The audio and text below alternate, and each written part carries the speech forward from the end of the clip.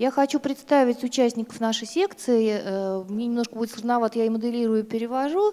И поэтому давайте начнем с Даны Джонсона, профессора, педиатра университета Миннесоты. И Дана немножко о себе расскажет и представит своих коллег.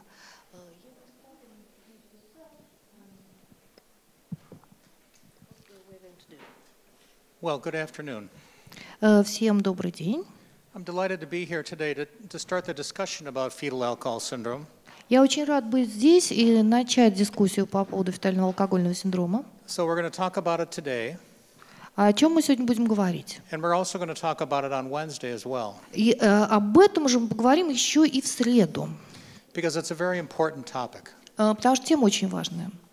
Now, why do we talk about fetal alcohol syndrome? Почему мы говорим о фетальном алкогольном синдроме? Well, fetal alcohol syndrome is a consequence of ingesting alcohol during pregnancy. Это последствия приема алкоголя женщиной во время беременности. And worldwide, it's the single most preventable cause of developmental delays and mental retardation. И по всему миру это самая распространенная номер один причина умственной отсталости. But there's a problem. Но есть проблема.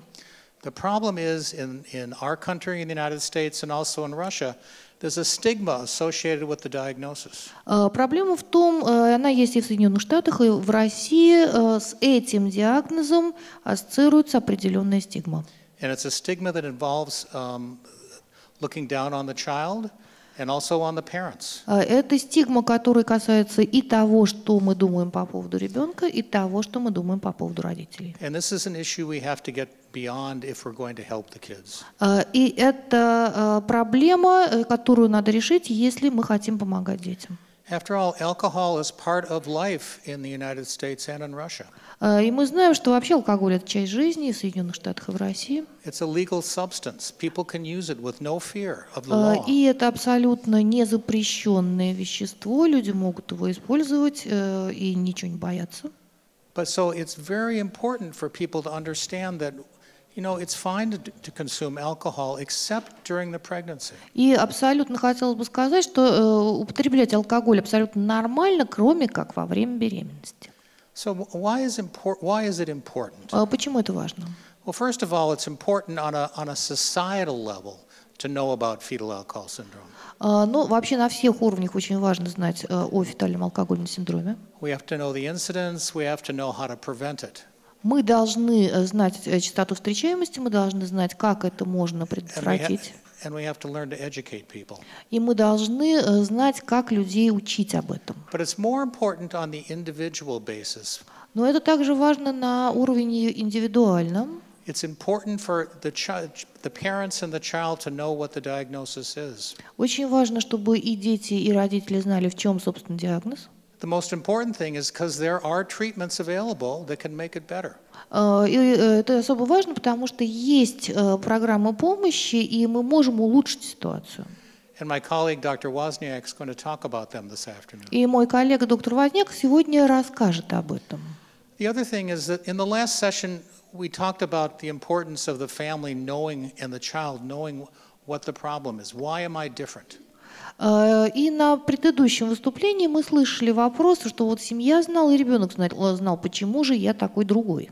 And it's very important for children to know why they can't remember, why they can't executive process quite as well as the other kids. И мы знаем, что детям очень важно понимать, а почему они не так хорошо запоминают, почему не так хорошо планируют все, что касается исполнительных функций, нежели другие дети. And it's also important for the family to understand the specific issues that come along with fetal alcohol syndrome. И семьям тоже очень важно знать специфику фетального алкогольного синдрома, чтобы понимать, что с этим делать. So they can develop new parenting strategies to help their child achieve the most that they possibly can. С тем, чтобы понимать, какие стратегии воспитания необходимо использовать для того, чтобы дети могли добиваться максимальных результатов. And I think it's very important for children in foster care for that diagnosis to be made, so the foster family can И это очень understand. важно для детей, которые находятся в приемной семье, чтобы этот диагноз ставился, чтобы и приемная семья понимала.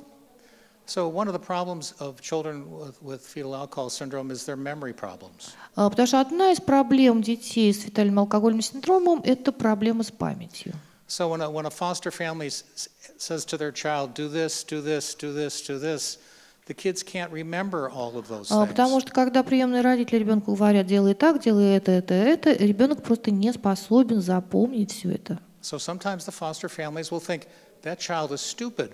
Or that child is just a bad child and doesn't want to do those Иногда things. семья начинает приемная думать, он какой-то глупый, либо он просто вот какой-то нехороший, не может запомнить. But if they understand that they can't remember, suddenly it's a whole different situation. Но если семья поймет, что ребенок не может запомнить, то это совершенно другая ситуация. And it hopefully can avoid some of the disruptions in the foster care И system. это совершенно очевидно, можно таким образом избежать краха приемной семьи. So as we talk about the foster care system, I think it's important to know the magnitude of the problem within the foster care Когда system. мы говорим о системе приемных семей, нам надо понимать, каков, собственно, масштаб этой проблемы. So there are two messages I want you to take away. И в данном случае я хочу, чтобы вы два сообщения с этого вынесли. One, it's very, very common for children in the foster care system to have fetal alcohol spectrum disorder. Потому что первое, вообще очень часто в приемные семьи попадают дети, имеющие спектр расстройства фетального алкогольного.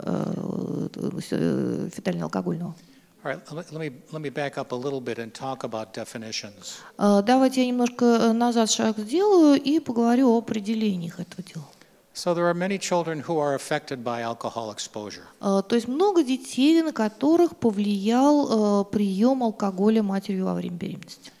The ones that tend to be the most severely affected, although not always, Те, которые наибольше на них влияние оказало, может быть, не всегда, are children who have the whole fetal alcohol syndrome.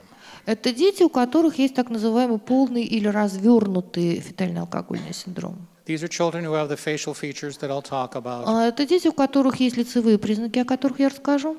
They have growth impairment, У них есть задержка роста and they have cognitive disabilities. и когнитивные нарушения.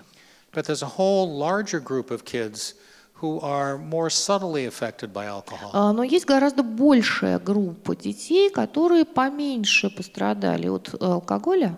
And these children may not have the facial features, И у этих детей может не иметься лицевых признаков, but they will have the brain damage associated with alcohol но при exposure. этом у них будут повреждения мозга, которые связаны с приемом алкоголя мамой. They may actually have IQs in the normal range. И у них при этом может быть интеллект или IQ в диапазоне нормы, But they do have the brain abnormalities that makes life more difficult for them. но при этом у них есть абнормальность строения мозга, которые затрудняют для них жизнь.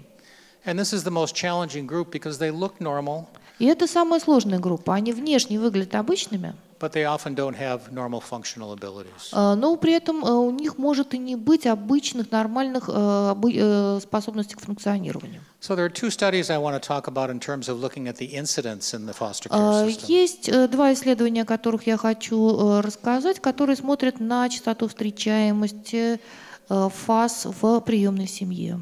So the first of these is a literature review looking at children from 9 different countries and looking at the incidence of fetal alcohol syndrome and fetal alcohol spectrum disorder in a variety of institutional or foster care systems or group homes, etc. Это одно из исследований, которое обзор литературы, проведенный в 9 странах. Там смотрели на частоту встречаемости развернутого фаз, а также расстройства феталкогольного спектра у детей, как проживающих в учреждениях, так и находящихся в приемной семье. And as you can see on the right side of the slide, the incidence of fetal alcohol syndrome with the facial features and the cognitive disabilities and the growth impairment. И как вы увидите в левой части слайда, 80 стран на самом деле, частота встречаемости развернутого фетально-алкогольного синдрома с когнитивными нарушениями, лицевыми признаками и задержкой роста Averages 60 per 1,000 children, which is 10 times to 20 times higher than it is in the general population. Это правая сторона слайда, извините, 60 на 1000, что во много раз превышает частоту встречаемости данного состояния в обычной выборке. And the incidence of fetal alcohol spectrum disorder, again, without the facial features, but with the brain damage.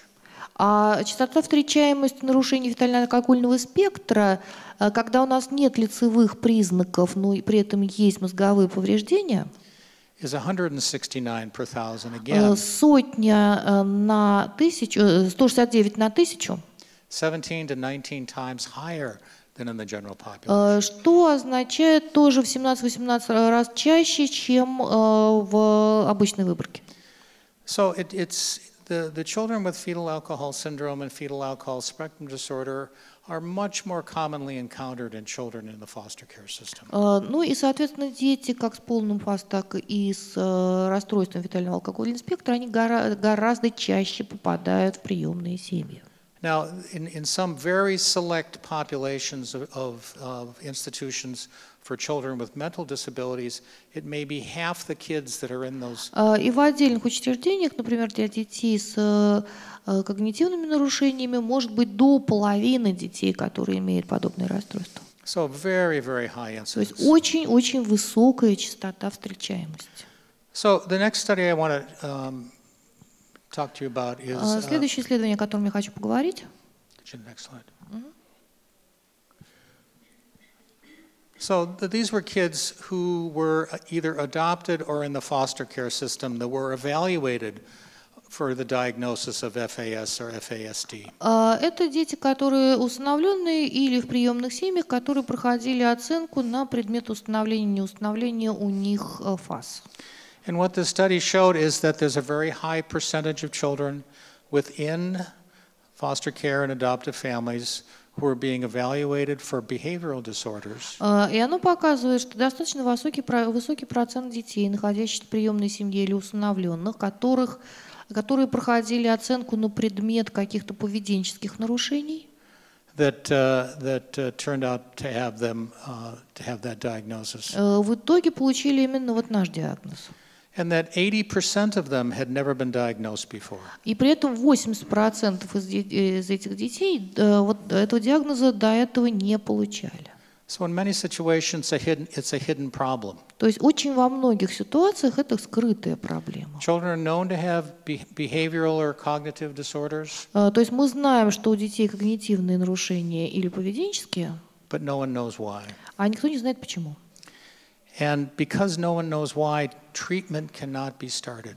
Ну и поскольку никто почему не знает, то и программу помощи невозможно начать. And we know that with children with fetal alcohol spectrum disorder, that the earlier the treatment starts, the better off the outcome. А при этом мы знаем про детей с фетальным алкогольным синдромом, чем раньше программа помощи начнется, тем лучше будут результаты.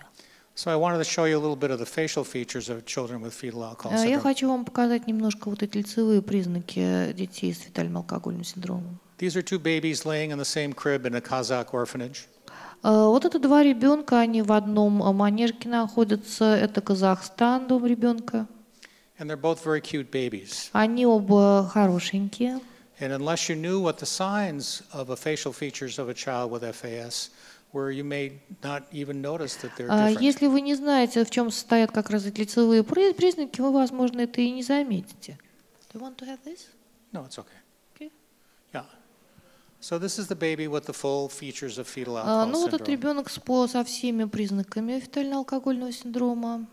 So there's three things that we look at. One is Мы смотрим на три признака. one are small eyes. Глаза меньше, глазная щель. The distance between the upper and lower lid is shorter than it should be. То есть вот глазная щель между внутренней и внешней частью глаза. We don't see very much of an upper lip. Мы не особо видим вот эту верхнюю губу, она тоненькая. And we don't see the philtrum, which is И that мы не groove, видим носогубную складку. which is the groove between the base of the nose and the upper Вот lip. это вот между носом и верхней губой складочка. Now, it's often difficult to see the full features in a baby, and it often takes a few years for them to evolve. Ну и обычно не всегда у младенца видно сразу вот все эти признаки, иногда они появляются чуть попозже, мы начинаем их замечать. And we know that this baby was smaller and the head size was smaller, so А we can также make a мы знаем, diagnosis. что ребенок мельче сам, и окружность головы мельче, и тогда мы можем ставить этот диагноз. But this other baby here, Но вот другой ребенок, this baby has absolutely normal facial у features. него совершенно обычные черты лица, That baby could be almost as severely affected но with при alcohol этом exposure. ребенок может точно так же серьезно пострадать от того, что мама пила во время беременности. And may not have had the exposure at the time when the facial features were forming. Просто, возможно, прием алкоголя не был в те недели, когда формируется лицо. So even in children with normal facial features, we should also always think of the possibility of prenatal alcohol Даже exposure. если там обычные черты лица, мы все равно тоже должны подумать о возможности приема алкоголя во время беременности. Now, I want to talk about the complexity of the issues surrounding fetal alcohol syndrome. Я хочу поговорить о сложности этого вопроса, который касается вот фетально-алкогольного синдрома. Because we know that children within the foster care system have a much higher of social, behavioral, medical, and developmental Мы знаем, что problems. дети, находящиеся в системе приемной семьи, у них гораздо чаще возникают проблемы социального характера, поведенческого и медицинского. And some relate to alcohol exposure, but Некоторые из них связаны с приемом пренатального алкоголя. I wanted to talk to you a little bit about some of the other things that can affect children too. Я хочу поговорить о некоторых других вещах, которые также могут влиять на детей. So to begin with, I want to teach you all to be child psychologists. Я хочу начать с того, чтобы вот вас научить детской психологии. All right, this is going to be a very short course. Это будет очень короткий курс, There's no test, никакого теста не будет, and you all get your degree. и вы все, соответственно, получите вашу степень. All right, so there are three things that I want you to remember, Вот есть три вещи, которые я хочу, чтобы вы запомнили. and you'll know pretty much what makes a child psychologist. И тогда вы узнаете практически все, что должен знать детский психолог. All right, the first thing is that most of the brain growth occurs in the first 1,000 days of life. Первое.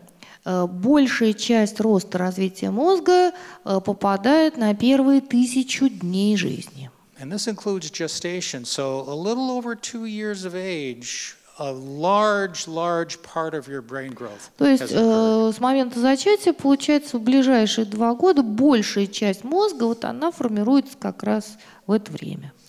And what happens to the child during that time has a very profound effect on brain growth. И то, что происходит с ребенком в это время, имеет огромнейший эффект на рост и развитие мозга. So early life is important. То есть ранний период жизни является очень важным. All right. The second one is that genetics or our DNA, Вторая штука – генетика или наша ДНК. as well as the environment surrounding a child, Так же, как и окружение, в котором растет ребенок, are both important in terms of brain development. также в равной степени важны, если мы говорим о развитии мозга. Now, it used to be that we thought that if we only knew what the DNA looked like, we could figure out all we need to know about development. Раньше мы думали годами, что если бы мы поняли, как построена ДНК, мы бы тогда знали все про развитие ребенка. So in the 1990s and the early 2000s, billions of dollars was invested in exploring the human genome, our DNA. Ну и, соответственно, в 90-е, 2000-е годы много-много денег было вложено, чтобы научиться понимать генетику или ДНК человека. So the billions of base pairs in our DNA were finally sequenced, and we knew the structure of our DNA. Ну и в итоге этих огромных вложений и исследований мы теперь знаем больше по поводу структуры ДНК. And we knew the 30,000 genes or so that make the proteins that determine our structure. Ну и мы знаем, что вот, соответственно, 300 тысяч генов, они формируют этот белок, который, собственно, нашу структуру определяет. Well, it turned out we didn't know as much as we thought we were going to know. Но на самом деле мы не так много узнали, нежели мы думали узнаем. In fact, as time has gone on, we've realized that the environmental modifications of our DNA Мы со временем узнали, что модификация окружения будет влиять на ДНК. Determine much more about our structure than the actual blueprint of our DNA. Но и это может даже больше повлиять на то, как мы устроены, нежели сама вот эта вот структура ДНК. So how our genes are turned on and off, То, как включаются или выключаются наши гены, how they're modified by the environment как around они us, меняются под влиянием окружения, are becoming more and more important in our understanding of how our brain development. становится еще и более важным в нашем понимании того, как работает наш мозг. All right, the third thing is that there are very sensitive periods during development. Ну и третья штука, которую я хочу, чтобы вы знали, во время развития существуют так называемые сенситивные периоды, Where the environment has much more of an effect. Когда окружение имеет гораздо больший эффект. So, for instance, if a child is not exposed to language in the first 18 months of life, Например, если ребенок первые 18 месяцев жизни не имеет доступа к языку, с ним не разговаривают, their language acquisition is impaired for years to come. То, соответственно, он будет на годы отставать в развитии речи. So, for instance, if I was going to learn Russian, То есть, and I например, если я бы учил русский язык and I learned it as a child, и учил бы его как будучи ребенком, I would be a fluent speaker now. я бы тогда свободно на этом русском говорил. Now, if I tried to learn Russian now, А если я буду пытаться учить русский сейчас, it would be much more difficult for me, это будет для меня гораздо более сложно. and I would never sound like a И то, что я буду говорить, никогда не будет like a похоже native speaker. на то, как говорит обычный носитель языка. And there are many things like that during development where nature never shuts the door, but it makes it more difficult to achieve. И многие вещи в развитии так происходят. Природа никогда дверь не закрывает, но чем позже, тем труднее достигнуть. So, what causes the problems that we see in children in foster care? Что приводит к проблемам, которые мы видим у детей в приемной семье? So, a lot happens to us in prenatal life before we're born. Масса чего происходит пренатально, в то время, когда ребенок еще пока не родился.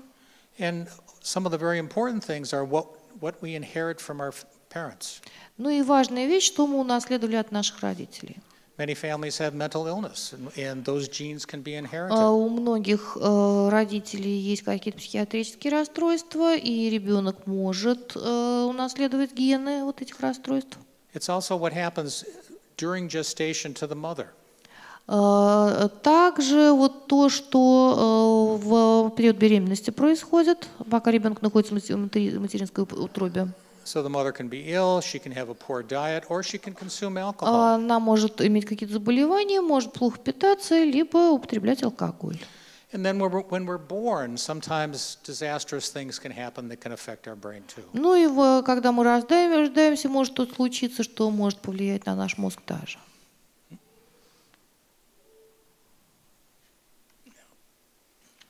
So after birth, things can happen too. После рождения тоже может что случиться. So diet, a child can have a good diet or a very bad diet. They can be sick, or they can be И то, как well, ребенок питается, и то, как ребенок, насколько он здоров. or they can be raised in a family that's loving and nurturing, or they can be raised in a family where they're abused and neglected. Либо ребенок растет в семье любящей, заботящейся, либо ребенок растет в семье, которая пренебрегает потребностями или даже проявляет насилие. So when we look at children in the foster care system, and we look at the reasons why they are brought into the foster care system, Когда мы смотрим на детей в приемной семье и причины, как они туда попали, and taken away from their families, the и почему их изъяли из своей семьи, most common reason is neglect.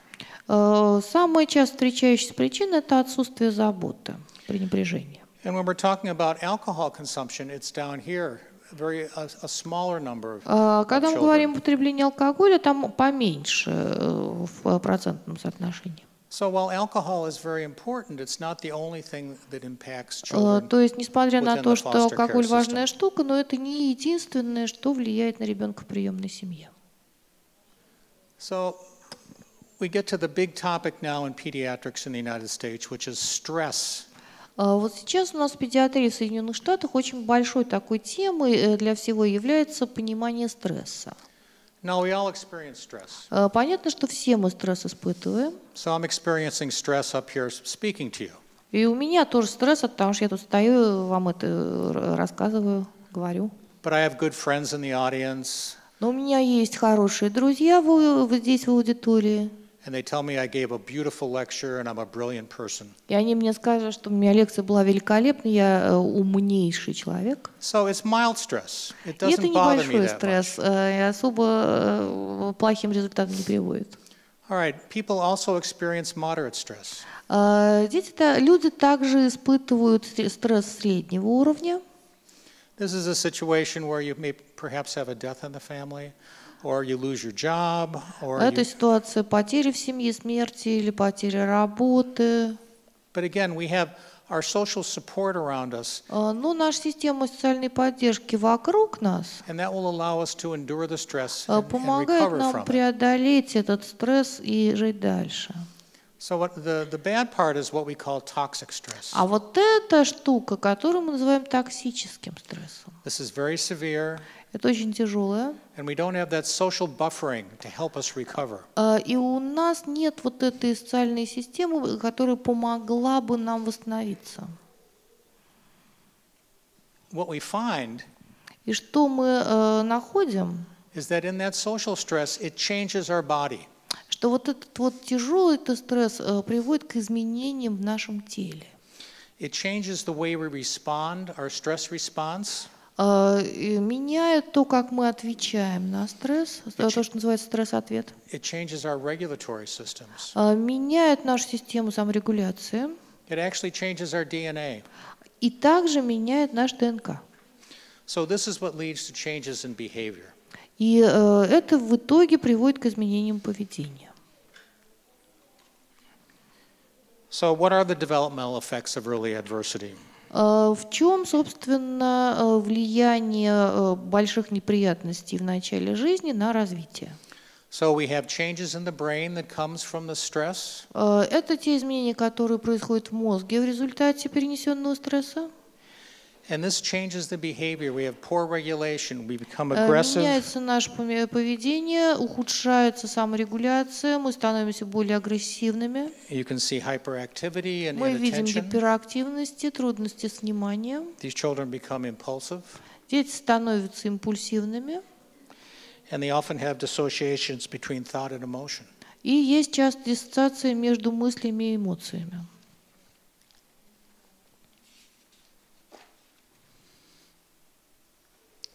So over the last few years, we've become to realize that not only does stress have very acute effects, but it has chronic effects on our health and well-being throughout our life. Смотрите, мы в последнее время все больше и больше понимаем, что вот этот стресс не только очень резкие изменения в определенный период жизни делает, но и может иметь очень долгосрочный эффект, в том числе на всю последующую жизнь. So the very famous study done in the United States in the 90s called the ACEs study. Очень известное исследование, которое было в 90-е годы проведено в Соединенных Штатах, так называемое ACEs-исследование.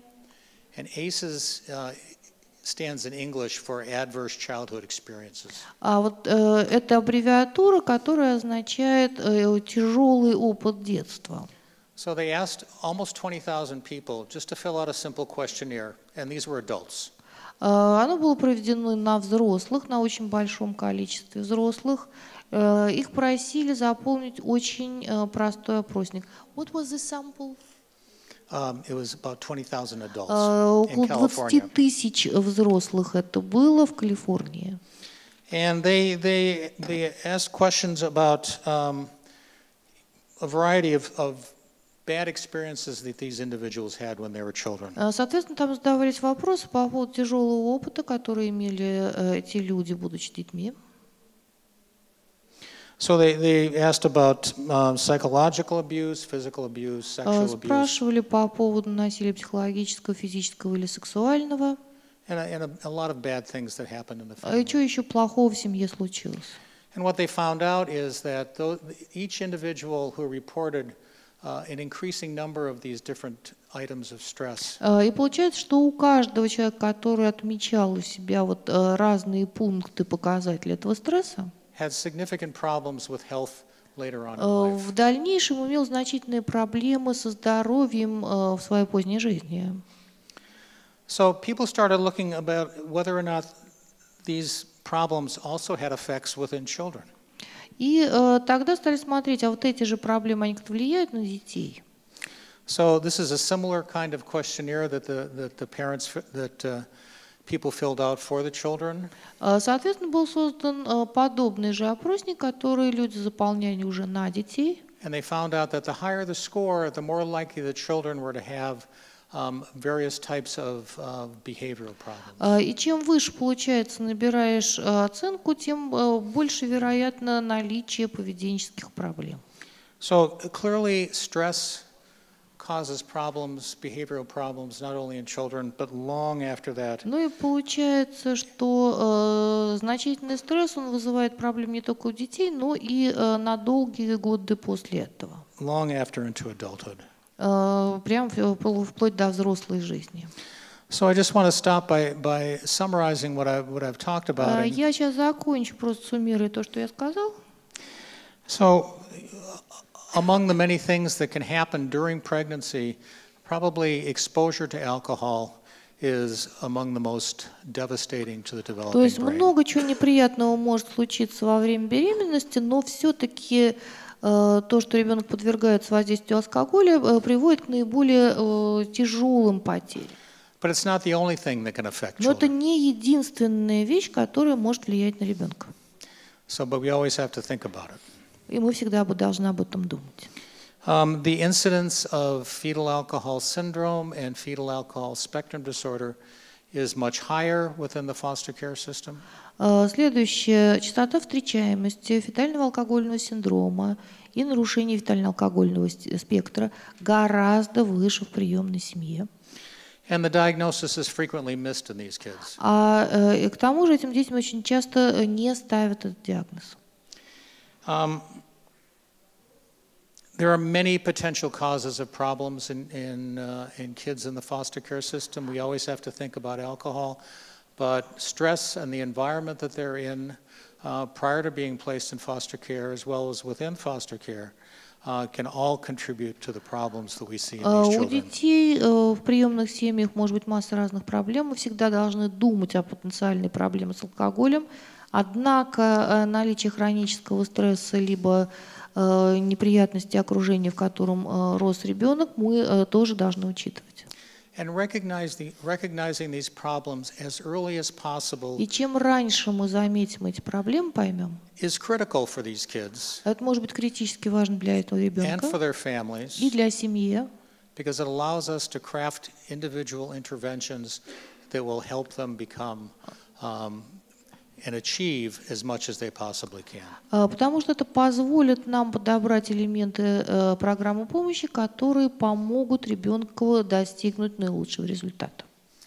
I'd like to introduce Jeff Возняк at this point, who will, Вот теперь я хочу представить моего коллегу Джеффри Возняк.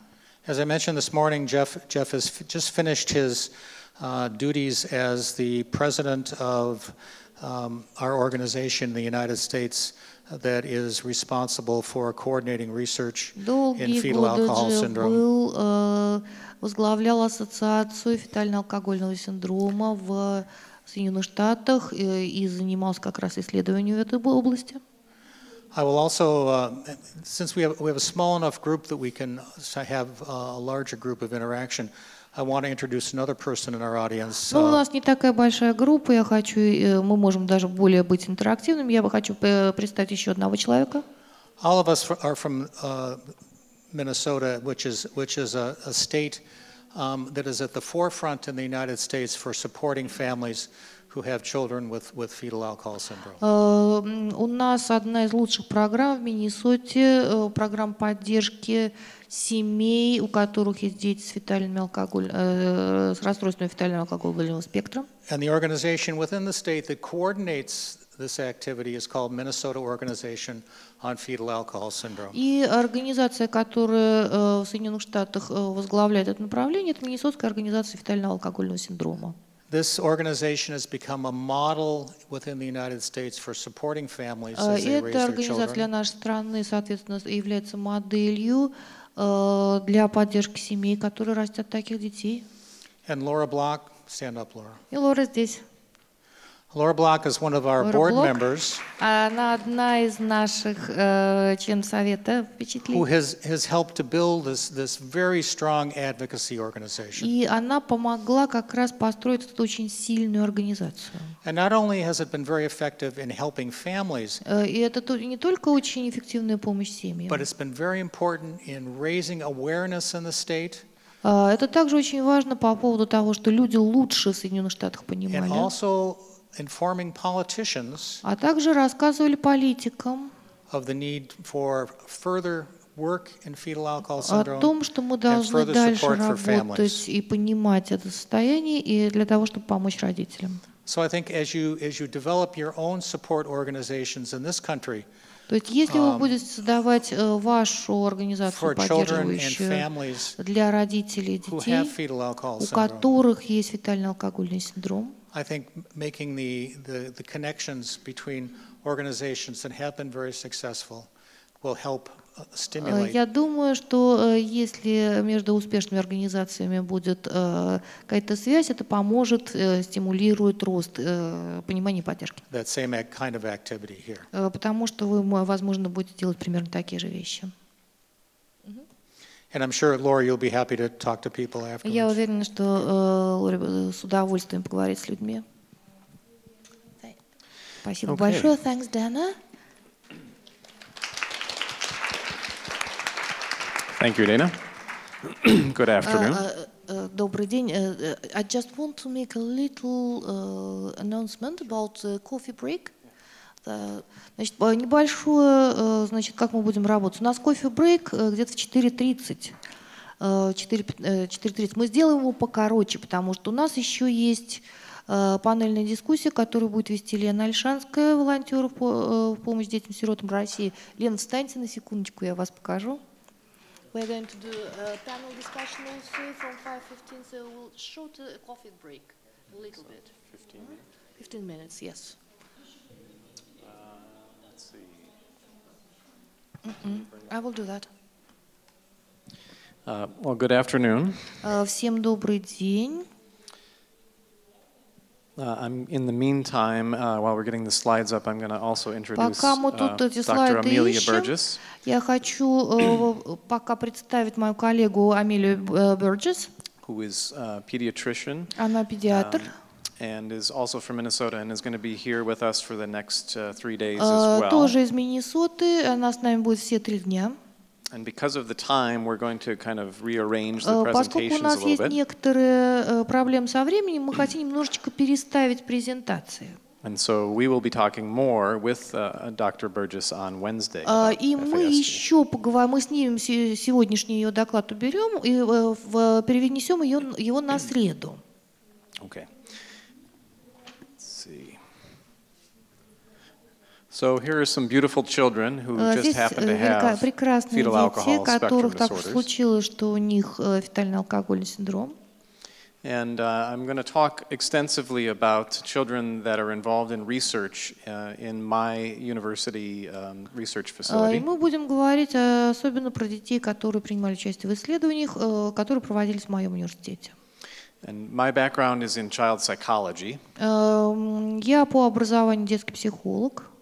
And it took me more like 7 years to study than the 3 points that Dr. Johnson И pointed вот out. те 3 позиции, о которых доктор Джонсон рассказал, вот у меня на это лет 7 ушло. Next time I'll take the abbreviated course. В следующий раз я буду стараться быстрее этому учиться. So I thought we could start with talking about some basic information. Я думаю, что мы можем начать с такой базовой информации. And to show you that fetal alcohol spectrum disorder, which I will call FASD, И я буду называть для краткости расстройство фетального алкогольного спектра НФАС. is a common problem in the Я United вам States скажу, что это часто встречающаяся проблема в Соединенных Штатах and also worldwide. и вообще по всему миру. In the US, we think about 1 to 4% of the population may be affected. В Соединенных Штатах мы думаем, что вот этот диагноз свойственен от 1 до 4% населения. And worldwide, we know the rates are similar or higher in some places. И мы знаем, что по миру показатели такие же, а в некоторых местах и выше. So, for example, in studies that have been done in Italy, Например, вот то, что получено в Италии. we see the rates between 2 and 6%. Там частота распространенности варьирует между 2 и 6%. In Russia, the data are a little bit less clear for the population. В России данные об населении вообще они как-то не очень понятны.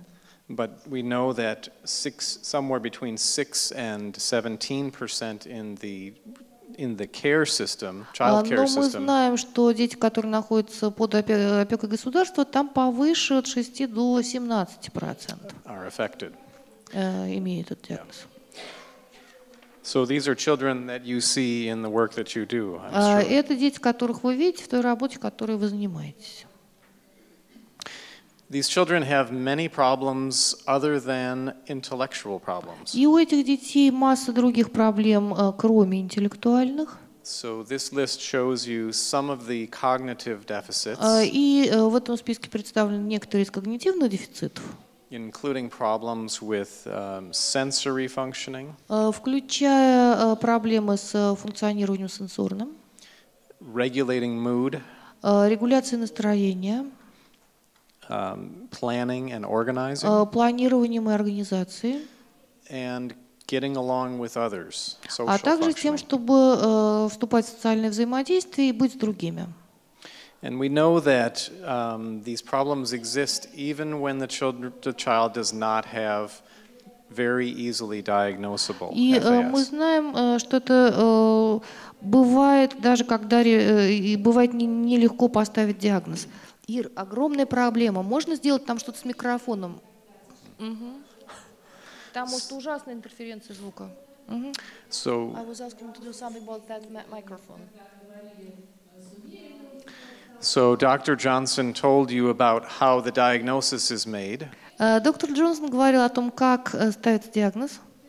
but we think that only 10% of the population of affected can be diagnosed with И these мы сейчас features. думаем, что диагноз адекватно стоит лишь у 10% из тех, у кого он есть. So again, we believe most children who have brain damage from alcohol cannot be diagnosed with the И мы facial думаем, что features. большинство людей, у которых есть какие-то изменения под воздействием алкоголя, они не получают диагноз, потому что у них там уже нет лицевых признаков. So those children are diagnosed based on their development. И они получают диагнозы на основании каких-то проблем с развитием. And measurement of their development through, Вот касаемо измерения их развития. oftentimes through neuropsychological И assessment. часто получают диагноз по результатам проведения нейропсихологической оценки. So again, this is most children that are affected. То есть гораздо больше детей таких. In the United States, I sometimes run across skepticism about fetal alcohol. В Соединенных Штатах часто мы встречаемся с некоторым скептицизмом относительно алкоголя. Many people still do not believe that alcohol causes brain И damage. многие люди до сих пор так и не верят, что прием алкоголя приводит к этим нарушениям мозга. But we have known for 40 years that alcohol causes brain damage. Но вообще-то последние 40 лет мы знаем, что прием алкоголя во время беременности приводит вот к таким изменениям в мозгу у ребенка. And this is an original study from 1981. И это оригинальное исследование от 1981 года. And you can see in these mice the И facial вы characteristics увидите у этих мышей, увидите лицевые характеристики of the fetal alcohol syndrome. фетального алкогольного синдрома. So this is a child who has a classic Вот ребенок, FAS. у которого есть классический ФАС. And this is a mouse who has a normal face. А у этого мыши лицо нормальное. And this is a mouse who has been exposed to alcohol. А вот эта мышь получила внутриутробно получала алкоголь. I should say exposed to alcohol in the womb. Я хочу повториться, что внутриутробном. And it has the same facial features as the И там child. те же самые лицевые признаки, как и у ребенка. The eyes are small. Глаза поменьше. The upper lip is abnormal. Верхняя губа необычно тонкая. And it is most obvious here with this part of the lip. И это особо вот здесь видно хорошо. These mice also have the same brain damage that И у children этой do. мыши точно такие же мозговые повреждения, которые получают дети. Now for the interesting part. А вот теперь интересная штука. This mouse had alcohol on the 7th day of its gestation. Вот та мышка подвергалась внутриутробно на 7-м дне развития вот этому алкоголю. Which is the same as day 17 or 18 in the human. Это у человека примерно соответствует 17-18 дню. And it has the face. И там, соответственно, лицо такое. If you give the alcohol on day 8 or 9, Если даешь алкоголь на 8-й или 9-й день жизни, you do not see the same facial effects in the mouse. вот те же самые лицевые признаки не будут наблюдаться у мышки. So this tells us that in humans there is a very narrow time when И this это говорит нам о happens. том, что у человека также по времени это достаточно небольшой период, And that many times the brain can be damaged without the face. и это говорит нам о том, что мозговые повреждения можно получить и без лицевого признака. And this makes diagnosis very difficult. И это существенно затрудняет постановку диагноза. These are two brains of 12-year-old children. Вот это мозг двух детей 12-летнего возраста. And I wanted to show you an obvious case of brain Я damage. вам хочу просто наиболее очевидный показать случай повреждения мозга. So this is a healthy 12-year-old brain. Это обычный мозг обычного ребенка 12-летнего. And this one is a child with FAS. А это ребенок с ФАС. You can see that the head and the brain are both smaller. Вы видите, что и голова, и сам мозг оба поменьше. You can see that this structure is abnormal. Вы видите, вот эта структура необычно выглядит. This is called the corpus callosum. Это называется мозолистое тело. This structure is also abnormal. И эта структура по-другому выглядит. This is the cerebellum. А это мозжечок. And these changes in the brain cause changes in the way the child can think and learn. И эти изменения в структуре влияют на то, как человек себя ведет и как он думает. But this is a rare situation. Но эта ситуация достаточно редкая. Most children who have a diagnosis do not have things like this. Большинство детей, которые имеют диагноз, у них нет вот таких вот очевидных повреждений. In my research, I have seen hundreds of brains. В моих исследованиях я видел сотни разных мозгов. And very few like this. Ну и среди них было не так много вот таких. So we're dealing with a problem that is not always obvious.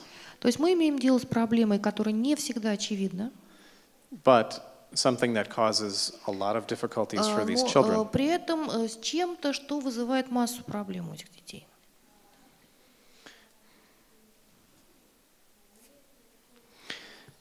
In my laboratory, we have started to study the white matter of the brain. Мы в моей лаборатории изучали белое вещество мозга.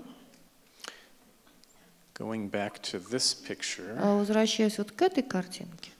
white matter includes Белое вещество включает the connections between different parts of связи the brain. между различными частями мозга.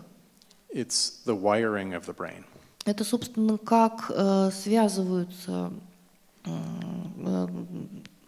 это связи внутримозговые.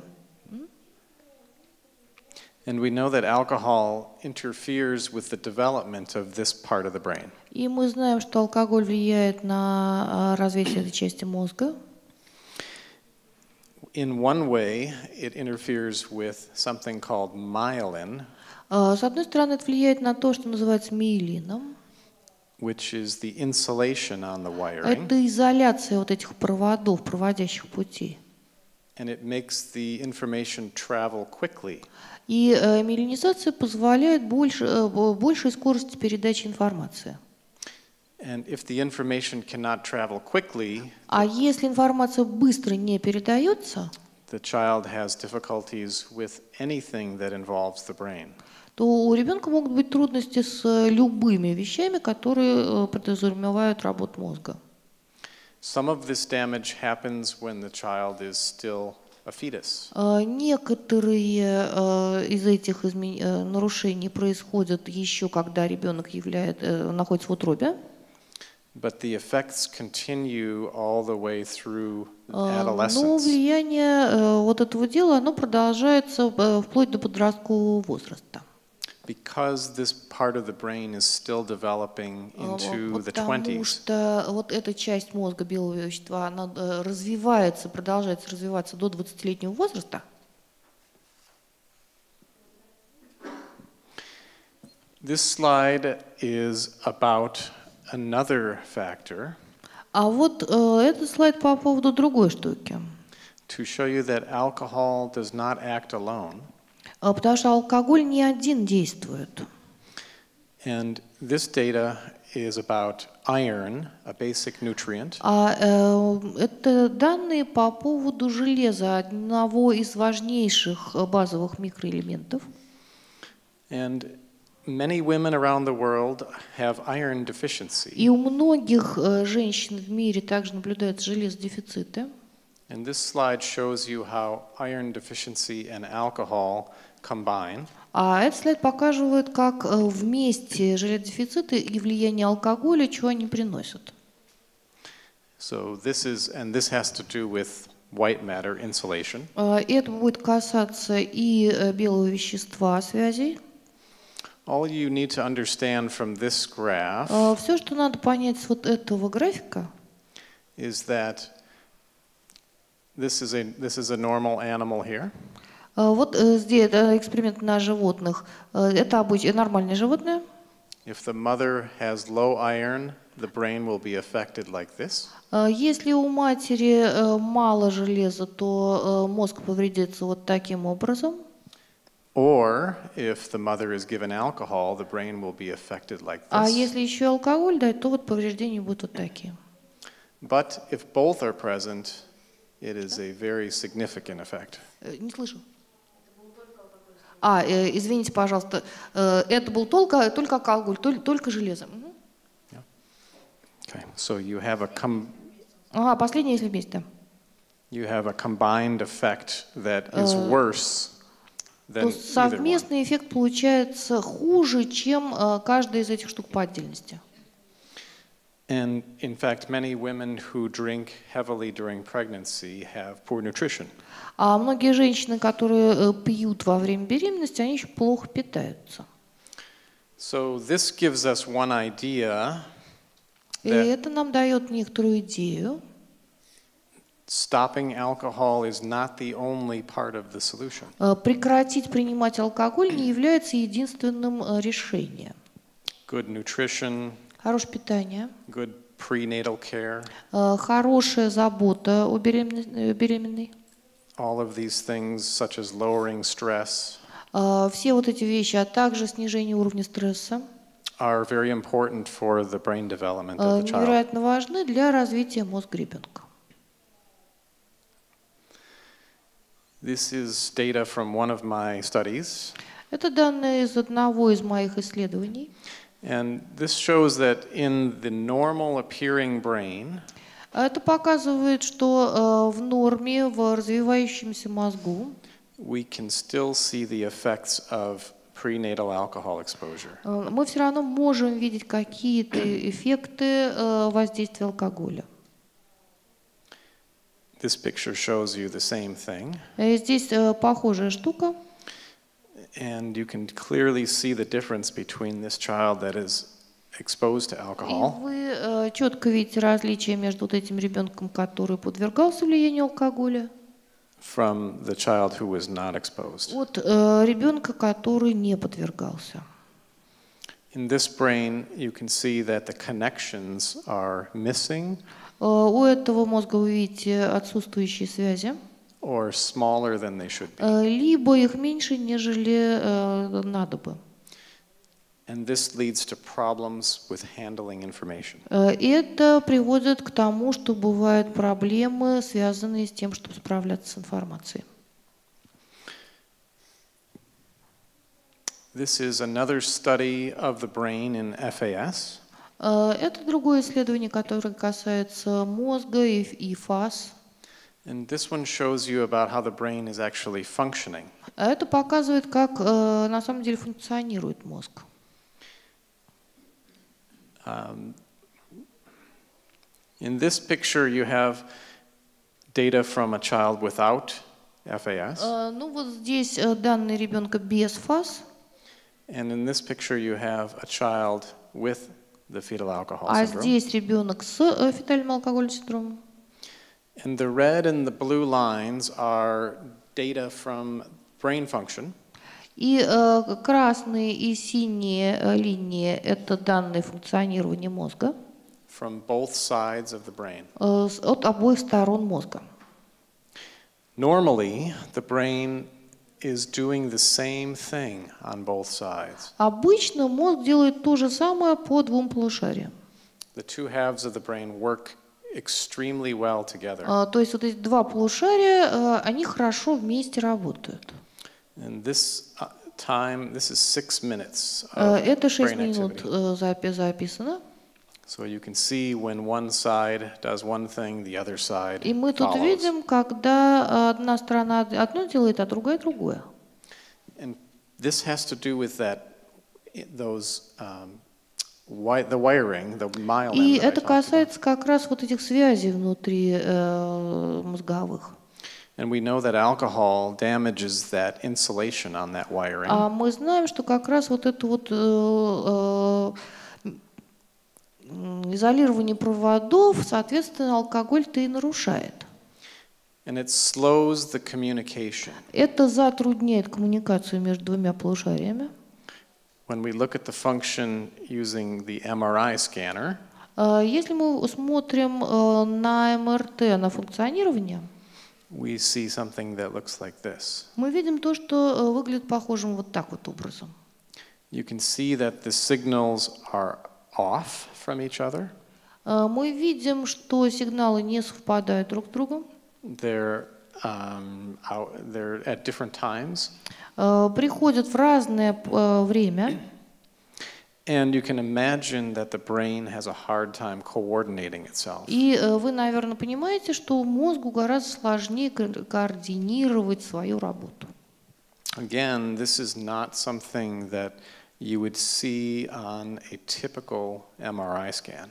И вот это не то, что видно на типичном скане МРТ. But when we use special techniques, we can see this. А когда используем специальные техники, мы вот видим вот такую скоординированную работу. Normally, as the child's brain is developing, В норме, когда развивается мозг ребенка, it is trying to make itself as efficient as possible. он пытается работать максимально эффективным образом. And much of this takes place when the child is still a fetus. И многое из вот этого роста, оно происходит, когда ребенок еще находится в утробе. If you think about the brain as a computer, Если думать о мозге как о компьютере, you can think about how efficient it is. И мы можем пытаться понять, насколько он эффективно работает. And think about how much faster computers are today И than о том, насколько сейчас быстрее стали наши компьютеры compared to 10 years ago. по сравнению с тем, что было 10 лет назад. So the brain builds itself to get information from one place to another. Собственно, что делает мозг? Он пытается с одного места в другое передавать информацию. Here's an example where Вот пример. it takes 3 steps to get information Вот здесь всего 3 шага требуется для передачи информации from one place to another. с одного места в другое. And this is fairly efficient, И это очень эффективно, but it can be improved. но это можно улучшить. In this case, by just creating one new path for information. Вот в этом случае просто создавая один новый путь передачи информации. So in this brain, information moves faster than in this brain. It moves faster than this one. И здесь это быстрее передается, нежели там.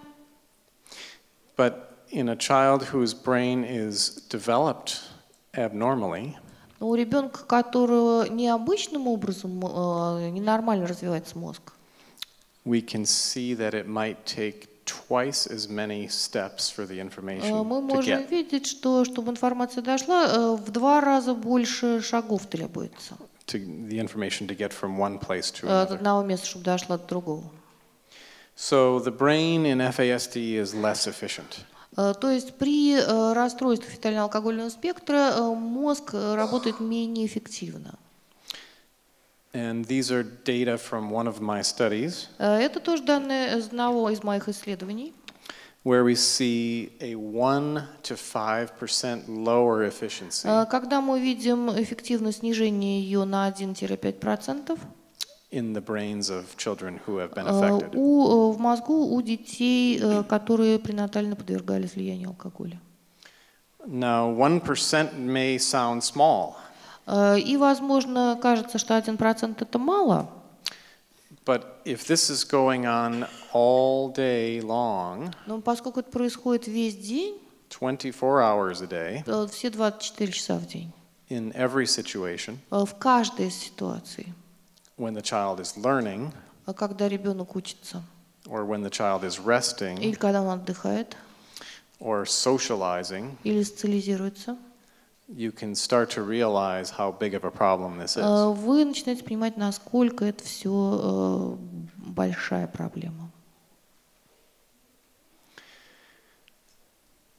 There are many different types of effects. Есть разные типы вот этого влияния. So some children exposed to alcohol have normal efficiency. У некоторых дети, которые подвергались влиянию алкоголя, у них обычная нормальная эффективность. And some may be on one of the extreme ends. А некоторые находятся на вот этих экстремальных полюсах. We've started to study these children whose efficiency is very abnormal. Мы начали исследовать тех детей, у которых эффективность работы мозга очень ненормальна. And what we've seen is И that то, this что мы is увидели, much more common in children who have been exposed. что такое чаще гораздо встречается у детей, которые как раз подвергались алкоголю. About 2 to 3 times more В common. 2-3 раза более часто. So let me talk a little about diagnosis, Давайте поговорим немножко о диагнозах. and I will come back to the efficiency story. Потом я вернусь к эффективности. This is Dr. Ken Jones, Это доктор Кен Джонс, who discovered and helped name fetal alcohol syndrome который впервые описал и назвал этот фетально-алкогольный синдром in the 1970s. в 70-е годы прошлого века. And he is still doing research in this area. Он продолжает проводить исследования в этой области. He travels around the world examining babies, Путешествует по миру, проводит оценку детей, and he comes to Minnesota. приезжает в Миннесоту. When he examines children, this is what we find. Когда он оценку проводит, вот то, что мы видим. A relatively small number can be easily diagnosed. Относительно небольшое количество детей могут легко получить диагноз. This is the group who has FAS. Это группа, у которых ФАС. With the facial features. С лицевыми признаками. I need to look at my English. А мне теперь надо на английский слайд глянуть. Okay, so. The brown one is no, 44% is there are some. Yes, okay, so this one. This large piece here shows children who do not have. Вот это большой кусок, это дети, которые не имеют ФАС. And this group is undetermined or hard to diagnose. А вот этих вот сложно диагностировать. Yeah. So are these percentages from general population? No. Вопрос, соответственно, это вообще из всего населения или с какой-то подозрительной группы? This is a large group of children who are involved in a research study. Это большая группа детей, которые участвуют в исследовании. Which includes some alcohol exposed, some not. В которой есть дети, как подвергавшиеся, так и не подвергавшиеся влиянию алкоголя. So thank you for Спасибо clarifying. большое. So this group that is difficult to diagnose is interesting. Вот это вот трудная группа, которую трудно поставить диагноз. Because they don't have the facial characteristics. Потому что у них лицевых признаков нету. Or they might have one but not the other. Либо есть один, а другого нету. And so oftentimes we cannot make the diagnosis. И часто мы поставить диагноз на основании этого не можем. When we look at their brains, Но когда смотрим на их мозг, we can plot them out like this. мы при этом вот так можем это выстроить. And we can study the efficiency of their brain. И мы можем изучать эффективность работы их мозга. And what we find is that they are much more likely to be here. И можем увидеть, что они с большей вероятностью вот находятся здесь. In the range where we know the brain is not efficient. Как бы в той части распределения, которую мы знаем, что мозг не так эффективно работает. It turns out that something like 40% И получается, что где-то 40% of this group has an efficiency problem. у них есть проблемы с эффективностью работы мозга. So we cannot diagnose them with the face. То есть по лицу диагноз поставить нельзя, But we may be able to study their brain and find the brains that are inefficient. но при исследовании мозга мы увидим нарушение эффективности работы. And this may help us diagnose more children in the Это future. может помочь диагностировать большее количество детей.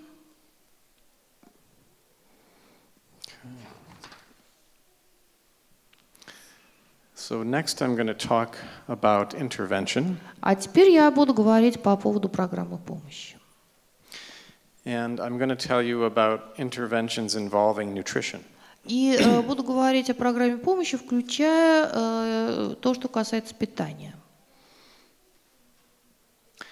The picture of the broken egg Вот картинка с разбитым яйцом. is how we have sometimes thought about the brain Это то, как мы иногда думаем, что происходит с мозгом. as not repairable. И иногда нам кажется, что это уже не починить. And for many years, people believed that brain damage was permanent. И многие-многие годы люди верили в том, что если уж оно есть нарушение мозга, то это уж навсегда. The reason why I believe it's not permanent Причина, по которой я верю, это не навсегда, is because I work with individuals who have brain damage. потому что я работаю с людьми, у которых есть повреждение мозга.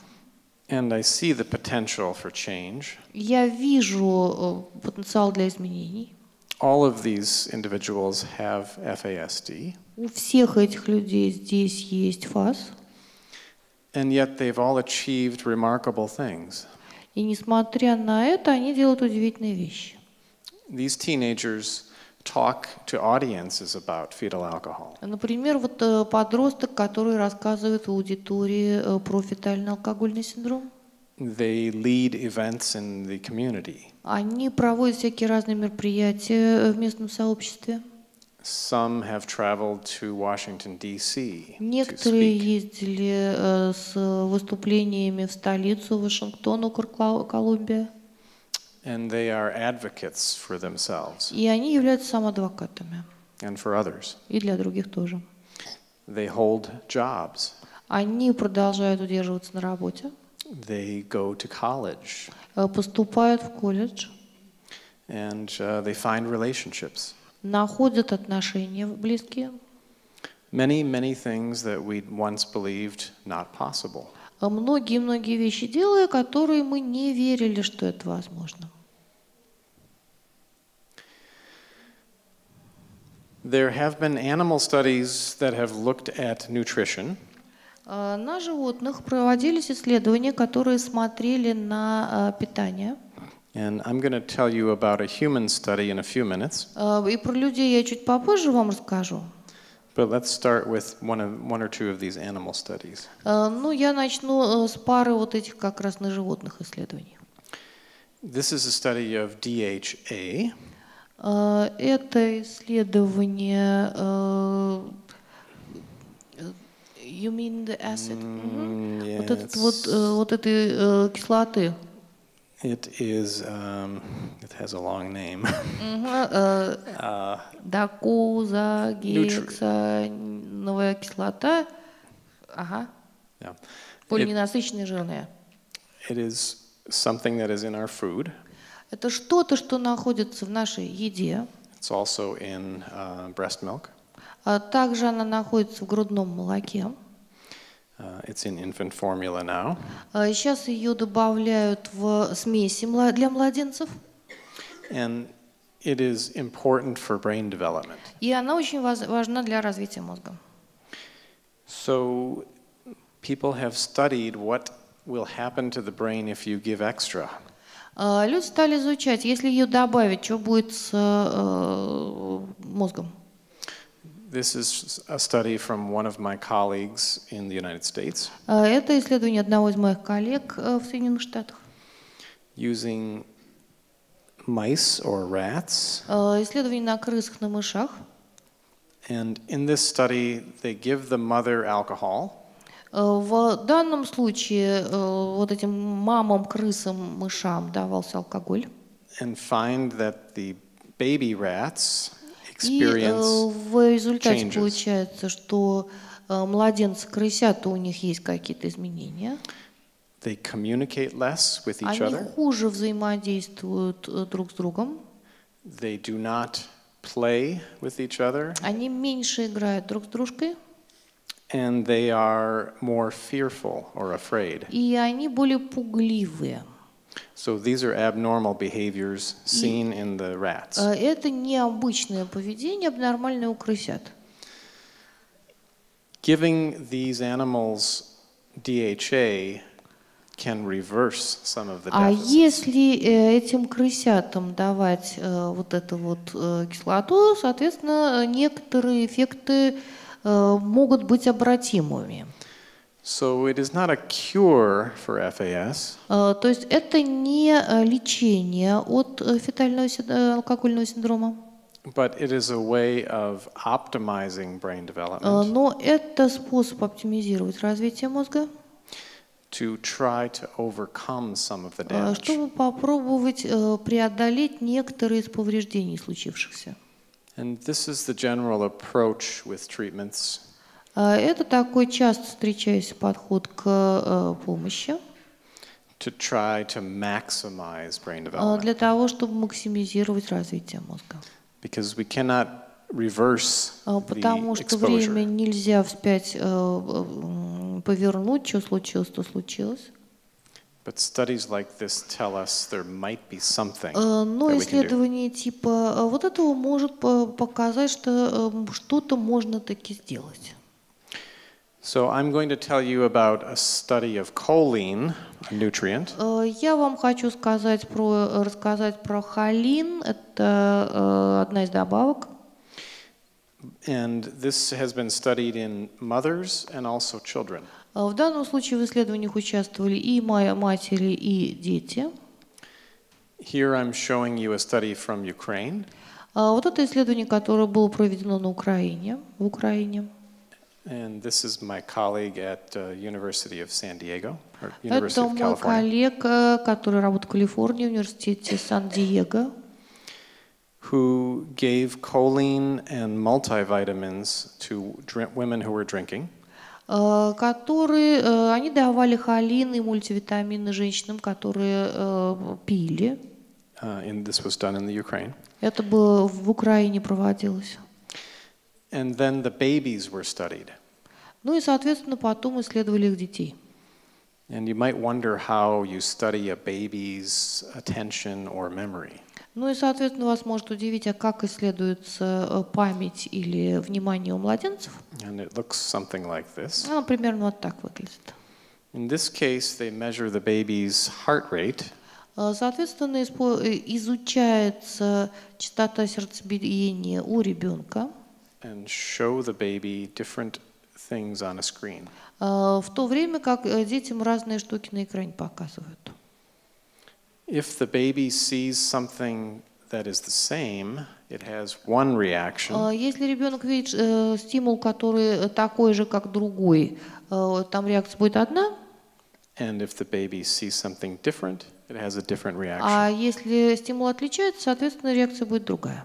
So this is a way of determining what the baby's memory is. Соответственно, это способ определения, как у него с памятью у младенца. Exposure to alcohol affects the baby's memory. Если ребенок подвергается внутриутробно влиянию алкоголя, это влияет на его память. In this study, giving a nutrient to the mothers, И в данном случае, когда мамы получали эти добавки, reversed the memory damage from alcohol. оно помогало восстановить повреждение памяти, которое случилось из-за алкоголя. So it shows that maximizing the brain development in the baby is helpful. И это показывает, что максимизация помогает улучшению в развитии мозга. Now, this study was done when the baby was a fetus, И это исследование проводилось тогда, когда ребенок еще был в утробе. which is difficult to do and not very likely that we can do on a big scale. Это сложно делать, и маловероятно, что мы будем делать такое крупномасштабно. Most of the time, we don't know that a baby has been exposed. Большую часть времени мы вообще точно не знаем, подвергался ли ребенок влиянию алкоголя. Until later on. Пока не проявится что-то в более позднем возрасте. Oftentimes we see children in the clinic once they are 2, 3, 4 years of age. Чаще всего мы детей в клинике видим, когда им уже по 2, 3, 4 года. So we wanted to see what would happen if we treated the children themselves.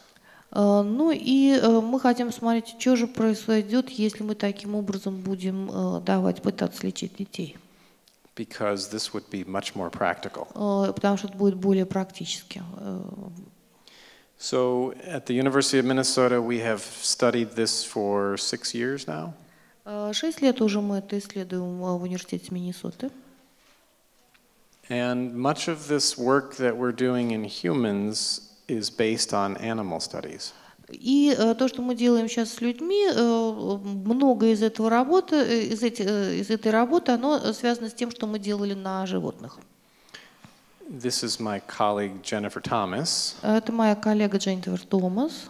who studies also mice and rats. Она также изучает и крысок, и мышек.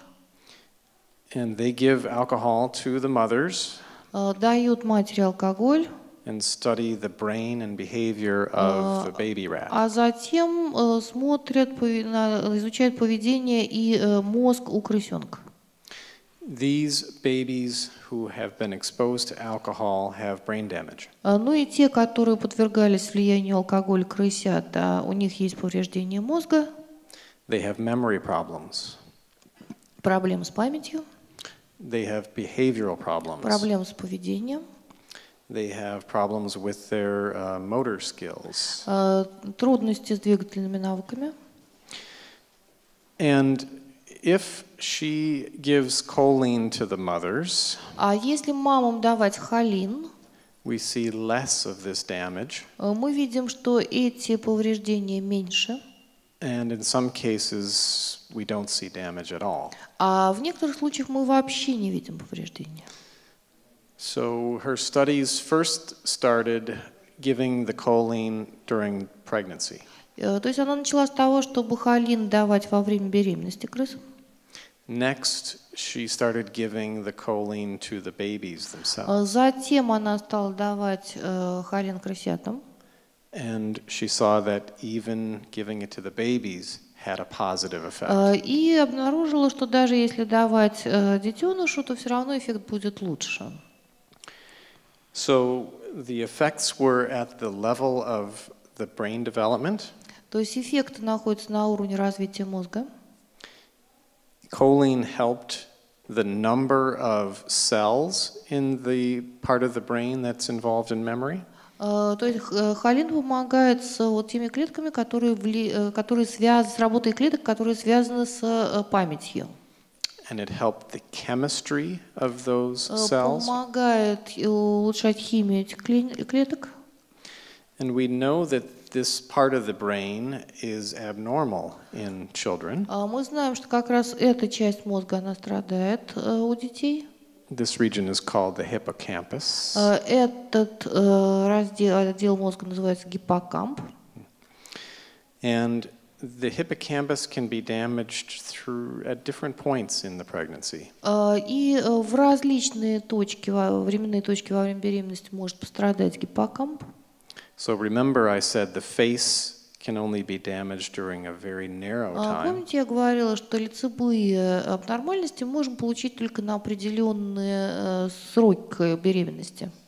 But hippocampus can be damaged at different times. А гиппокамп может пострадать несколько раз. Hippocampus keeps developing after the baby is born.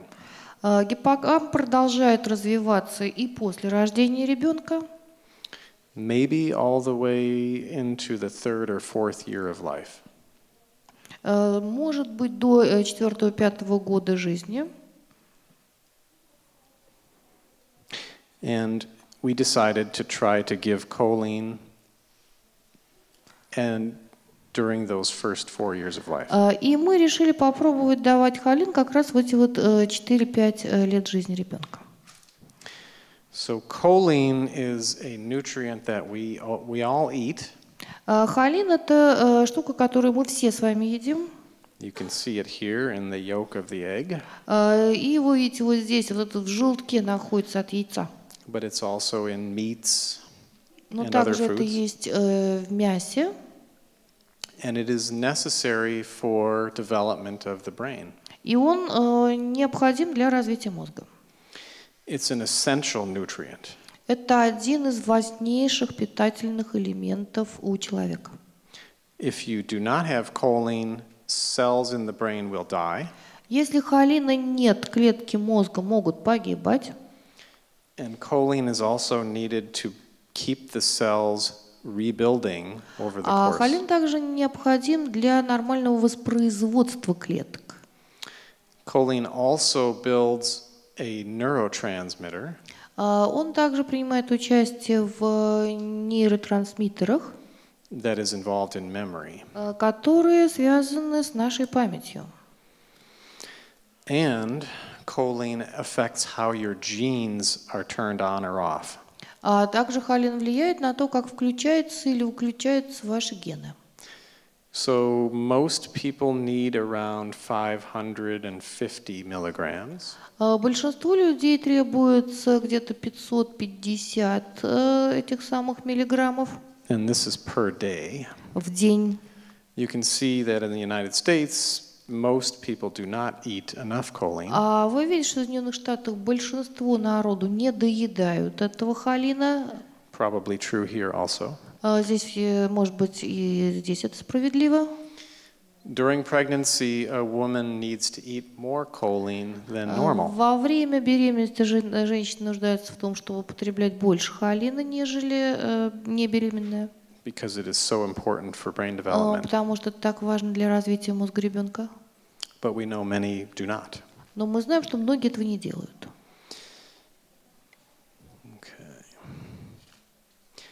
If you have choline deficiency, если у вас есть холинодефицит, you have higher rates of conditions like spina bifida. Там чаще частота встречаемости таких состояний, как спина бифида или спинномозговая грыжа. These are major neurodevelopmental disorders. Это такое достаточно серьезное нарушение развития. So we decided to give choline to children between the ages of 2 and 5. И мы решили попробовать давать холин детям в возрасте от 2 до 5 лет. But this hasn't really been done before. И это раньше не делалось. So we started with a simple study Мы начали с очень простого исследования. to see whether parents would accept being in a study like this. Ну и вообще посмотреть, родители-то готовы принимать участие в такого рода исследовании. And testing whether the children would tolerate taking the choline. И с тем, чтобы посмотреть, а дети-то будут переносить прием этого холина. So this first published study shows good results. Результаты первого опубликованного исследования показаны хорошие результаты. Many of the families involved were adoptive families. Многие из тех семей, которые принимали участие в исследовании, это приемные семьи. And they understood this scientific need. И они понимали вот эту вот научную важность. To have children either on choline or placebo. И, соответственно, ребенок помещался либо в группу, которая получал плацебо, либо группу, которая получал холин. And 85% of these families completed the study. 85% изначально заявивших об участии в исследовании семей дошли до конца исследования.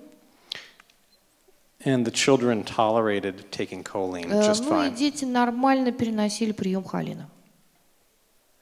So we made a drink mix that contains choline. Мы разработали такой напиток с содержанием холина. And we gave them as much as they should normally be consuming. И давали столько, сколько в норме надо потреблять. And some got choline, some got placebo. И в итоге вот эту выборку мы разделили, рандомизировали. Часть из них получили холин, а часть плацебо. We did not know how long to give it. Но мы не знали, как долго это надо давать. So we chose a 9-month period. Поэтому мы выбрали период в 9 месяцев. Because we thought we could measure developmental change. Потому что мы думали, что за это время мы сможем сравнивать развитие. This is my son here tasting some. Это мой сын здесь пробует. He was a test subject. Мы были тоже в этой самой, он был испытуемым. Okay, so we measure development as our outcome. Как бы один из исходов мы мерили развитие. This is a test that's like an intelligence test for children. Вот это тест, который пока меряет интеллект у маленьких детей. It measures their language development, Там есть такие разделы, как развитие языка, their visual motor coordination, зрительно-моторная координация, how well they can imitate, насколько ребенок хорошо может имитировать. and it gives you a broad measure. Ну и дает вот такое широкое измерение. So we did not expect to see changes here. Мы не особо ждали здесь получить изменения. This is another test Вот другой тест. called Elicited Imitation. Это тест на имитацию. And it involves imitation Он требует имитации to measure the child's memory. с тем, чтобы посмотреть, насколько хорошо ребенок запоминает. The experimenter shows the child how to play with these toys, В данном случае экспериментатор показывает ребенку, как играть с этими игрушками. and then we carefully watch the child's play. А затем мы внимательно наблюдаем за игрой ребенка. And we can score their memory based on how they play. Ну и в зависимости от того, как он в дальнейшем играет, мы можем оценивать его память. This kind of test can be done all the way down to 12 months Этот тест можно проводить до 12 месяцев, and all the way up to 5 years or so. с 12 месяцев до 5 лет. I won't show you all the details of this, Я вам все вот эти детали показывать не буду, but we had about 90 kids involved at the beginning. но в начале в исследовании около 90 детей участвовало. About 65 of them were randomized. 65 из них разделили случайным образом. Half got choline and half got placebo. Половина из них получала холин, половина плацебо. And there are details here that are not important, Ну, but вот здесь детали, которые, может быть, не так важны. they finished in equal numbers. Ну вот закончилось примерно по одинаковым тем самым цифрам. Which means that it was not more difficult to take choline than placebo. И получается, что холин принимать не так же несложно, как и плацебо. So we found that age was important. Что мы обнаружили? Возраст важен. And we measured the change over time at different ages. Мы посмотрели, какие изменения происходят со временем в разном возрасте. And here is the data from that cognitive test that I showed you. Вот это вот результаты по когнитивному тесту, который я вам показывал. And this is what we expected. Вот это-то мы ожидали. Choline did not improve their intelligence. Холин не влияет на улучшение интеллекта. This is over 9 months. Это в течение 9 месяцев. But it did Но. change their memory. Меняет при этом память. At least we see some small effects Ну, here. по крайней мере, мы некоторые небольшие эффекты здесь наблюдаем. I mentioned that age was important, Я говорил, что возраст важная штука.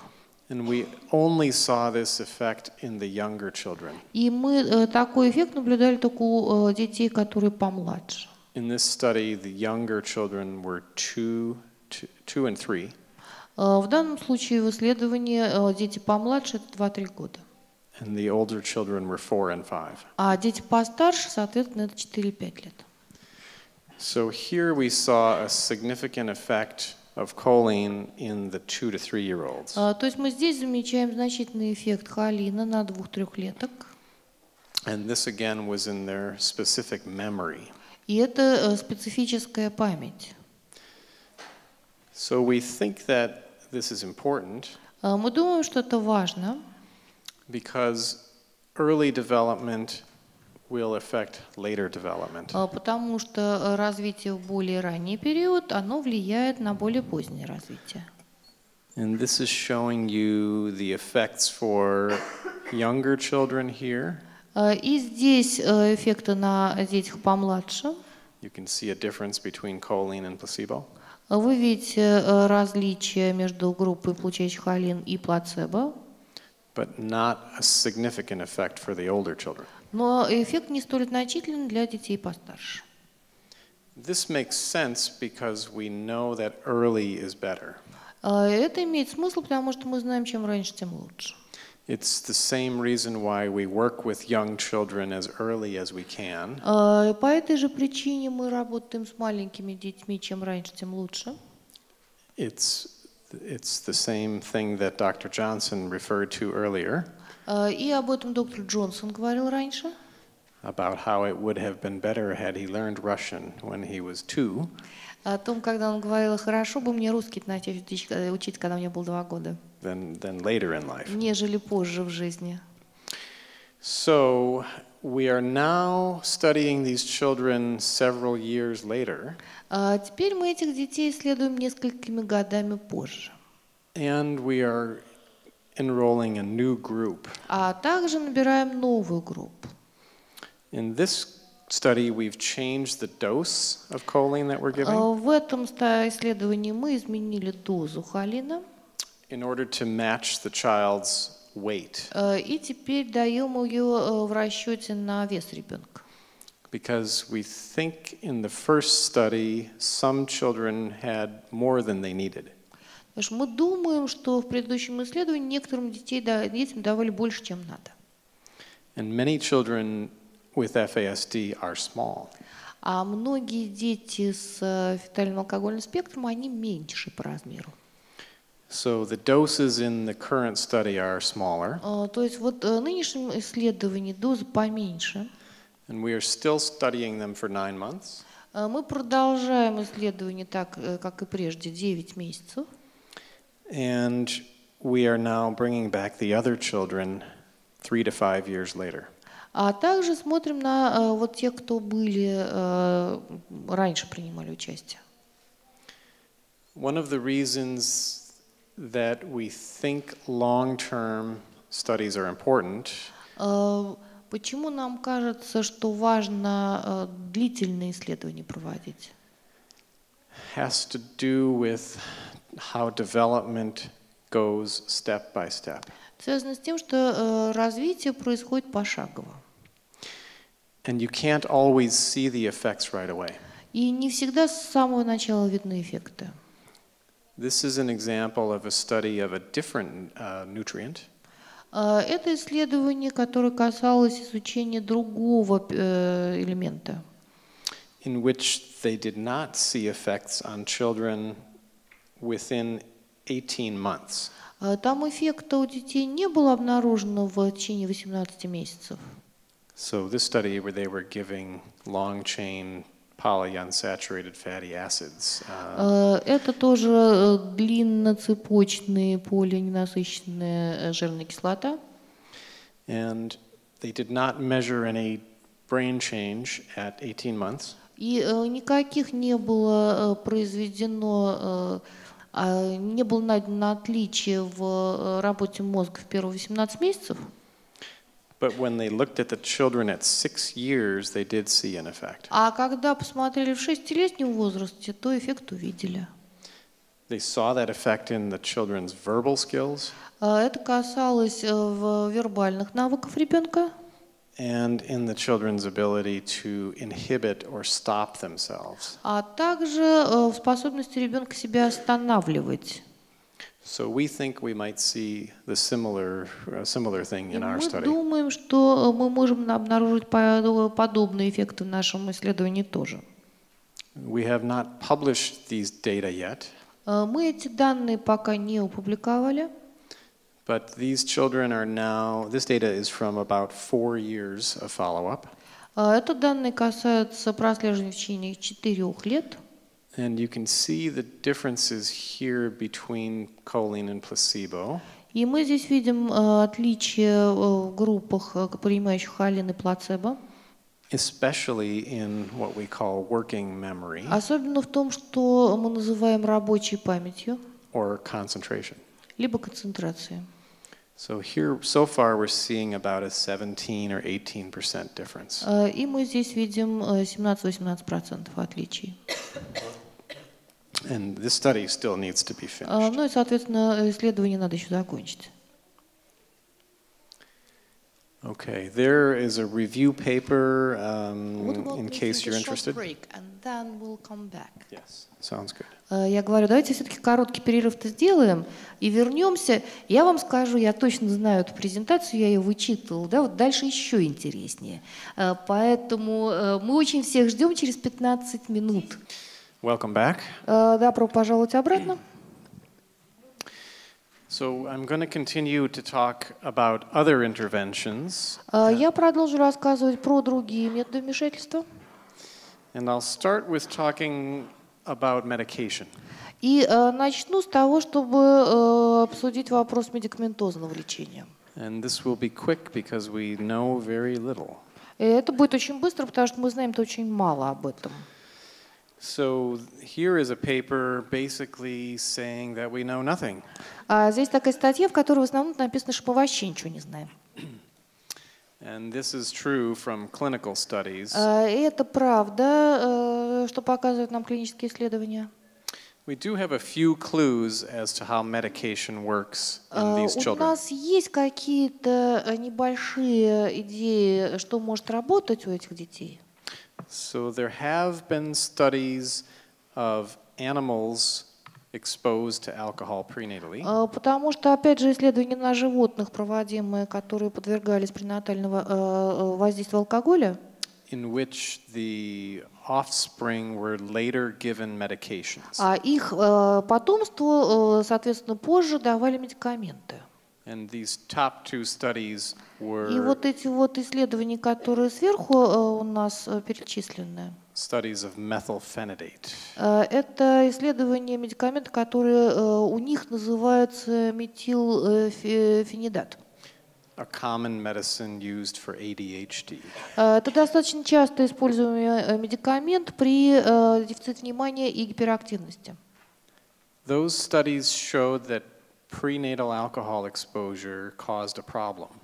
Это исследование показывает, что если подвергаться алкоголю пренатально, возникнут проблемы. The offspring had a higher sensitivity to this medicine. И у потомства будет высокая сенситивность к этому медикаменту. Is it good? No, sorry. Bad. Извините, нет, плохо. Yes. So this has been talked about in children. Вот если говорить про детей, Clinicians think that these medicines do not work as well in children with FAS. соответственно, клиницисты думают, что этот медикамент не так хорошо работает у детей с фетальным алкогольным синдромом. And partly they are more likely to have a bad reaction. С одной стороны, потому что может быть плохая реакция на препарат, But they also don't respond as well. а также и ответ, собственно, не такой хороший. So they don't get the benefit from the То есть medicine. получается, что от приема этого медикамента никакой пользы не будет. There have been studies that show other medicines can help. Были исследования, которые показывали, что другие медикаменты могут помогать. And this study showed that a combination of medicine and therapy was И helpful. вот это исследование показывает, что комбинация медикамента с другой программой помощи может быть полезна. But this medicine was actually an antipsychotic medicine. Но в данном случае другой медикамент, который имеет отношение к группе антипсихотических, That is sometimes used to treat aggression and behavior problems. которые иногда используются для того, чтобы справляться с поведенческими проблемами и агрессией. So for the average child with FAS, it's difficult. То есть получается, что для среднестатистического ребенка с ФАС это все не очень непросто. And each child is often an experiment with medications. И каждый ребенок в данном случае является экспериментом для медикаментозного лечения. I'm going to talk next about behavioral and educational interventions. А теперь я хочу поговорить о вмешательстве поведенческом и образовательного характера. And I will run through examples, И я пробегусь по примерам разным, mostly to give you some insights into how we are trying to work on this issue. с тем, чтобы просто дать вам некоторые идеи, что мы пытаемся по этому поводу сделать. None of these interventions is the whole solution. И ни одна из этих программ помощи не является полным решением. but they each address a different piece Но of the puzzle. каждая из них, она имеет отношение к какому-то определенному, какой-то определенной части проблемы. The first one is a math intervention. Первое касается того, что у человека с математикой. And it was designed specifically for FAS. Эта программа специально была создана для детей с ФАС. Because we know that the deficits in FAS prevent a child from learning math normally. Потому что мы знаем, что те трудности, которые характерны для ФАС, они затрудняют изучение математики обычным образом. So this intervention works for 6 to 10 years of age. То есть вот эта вот программа помощи для детей в возрасте 6-10 лет. It's designed to take about 6 weeks. Она так создана, что занимает 6 недель. And it has shown to be effective in improving math skills. И показаны результаты, что она улучшает навыки математические. Interestingly, it also helps with these children's behavior. Интересно, но это также помогает каким-то образом с поведением детей. And you might expect that if the child feels better about learning, their И behavior will be можно better. ожидать, что если ребенок лучше себя чувствует по поводу того, как он учится, он может и вести себя получше. This study comes from Emory University in Atlanta. Это исследование, которое было сделано в университете Эмори в Атланте. And it is called MILE, M-I-L-E. И программа называется MILE, M-I-L-E. So that's one example. Это вот был один пример. Another example is for behavioral regulation. Другой пример, он касается поведенческой регуляции. This one is called ALERT. Эта программа называется аббревиатура ALERT. And it is designed to teach children to self-regulate. И оно создано для обучения детей навыкам саморегуляции. It's 12 weeks. На 12 недель программа. And it tries to teach the child to pay attention to how their body is working. Программа направлена на то, чтобы учить детей обращать внимание на то, как работает их тело. Using the example of an engine, like a car И, engine. соответственно, в данном случае метафорой является мотор, как вот мотор в автомобиле. The idea is your engine running quickly or Как у slowly? тебя сейчас работает двигатель, медленно, быстро. Designed to teach the child to think about their own, to reflect on themselves. Чтобы ребенок лучше понимал, что с ним происходит. And that's also very visually presented, which is also important. Yes, it is А very также visual. важной штукой является то, что эта программа имеет очень хорошую визуальную презентацию, чтобы ребенок просто на слух воспринимал. So this program has been shown to increase the child's ability to think. Эта программа, результаты ее показывают, что улучшает способность ребенка думать, Increase their problem-solving ability способность решать возникающие проблемы, and handle emotions. справляться с эмоциями. And there are even studies showing changes in the brain. И есть даже исследования, которые показывают, что есть изменения в мозге ребенка. This is not a specific treatment for FASD, Эта программа не является специфичной для расстройств фетально-алкогольного спектра. but it's an example of something that can be applied to Но это multiple, один из примеров того, что можно применять в различных ситуациях. right, multiple conditions that involve behavior. С детьми с разными нарушениями. This graph shows the general idea Вот этот график показывает общую идею, стоящую за этой штукой. about arousal. Вот что касается уровня возбуждения. So we know that most people, ourselves included, Мы знаем, что большинство людей, включая нас с вами, we all function well here in the middle. мы в основном лучше всего функционируем, находясь по уровню возбуждения где-то вот здесь в серединочке. We don't do well if we're under-aroused. Когда мы недостаточном уровне работоспособности, мы не особо хорошо функционируем. And we don't do well if we're over-aroused. И когда мы перевозбуждены, мы тоже не особо хорошо функционируем. So as adults, we know how to regulate our arousal.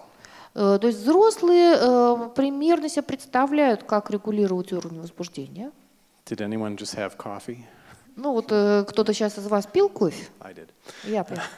So this is an example of regulating your arousal. И это пример того, как регулировать уровень вашего возбуждения. But young children Но маленькие дети, do not know how to do this. они не знают, как это делать. And children who have developmental delays А have problems дети with с this. задержками развития, у них вообще проблем с этим. So some of these interventions teach them. И некоторые из этих программ помощи как раз вот этому-то и учат. Okay.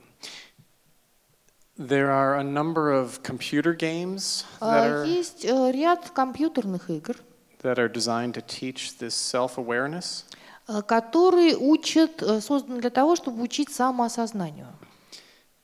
The idea with the games is to repeat the action. Идея этой игры, чтобы повторять определенные действия, So that the child's brain understands it's important. чтобы мозг ребенка понимал, что это важно. Repetition is a signal to the brain that it should remember something. То есть повторение – это некоторый сигнал мозгу, что он должен это запомнить. These games that are designed for children И вот эти игры, которые созданы для детей, are also designed to affect their emotions, также созданы для того, чтобы влиять на их эмоции, to get them excited, чтобы радостно возбуждаться, to make them frustrated, чтобы ребенок чувствовал фрустрацию, to make them happy, чтобы они радовались. because emotions strengthen memories. Потому что эмоции усиливают память. So computer training cannot be boring.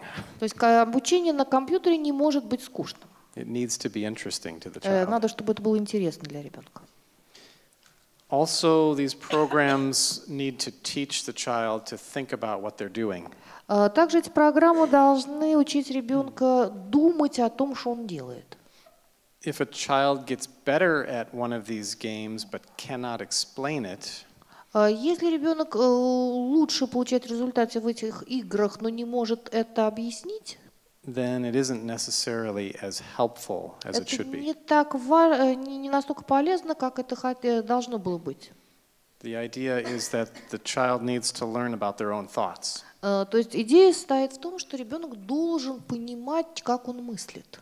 So for these, we're talking about older children, В данном случае мы говорим о детях постарше, school age, школьного возраста and adolescents. и подростки.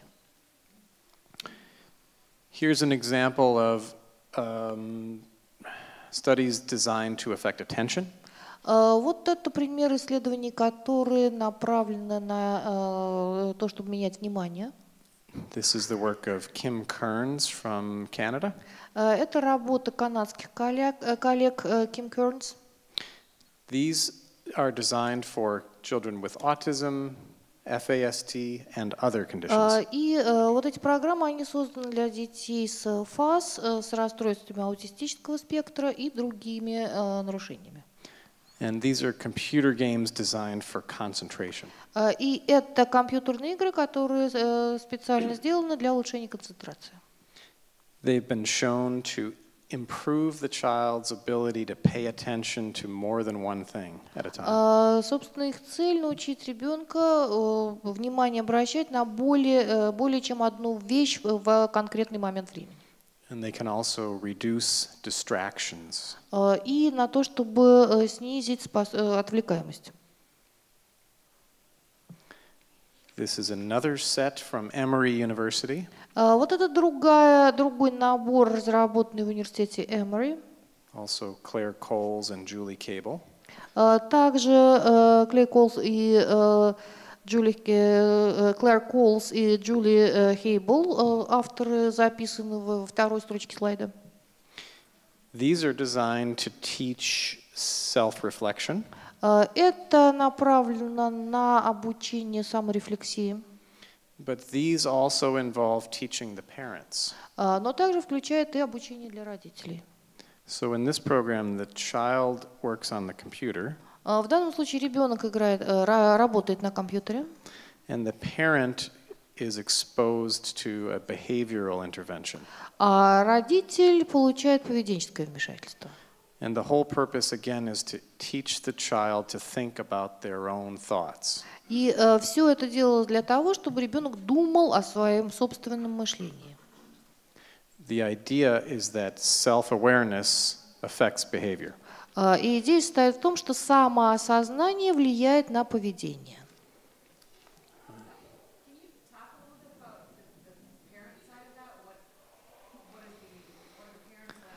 Расскажи, пожалуйста, что, собственно, чему там родители-то учат, когда ребенок этим занимается?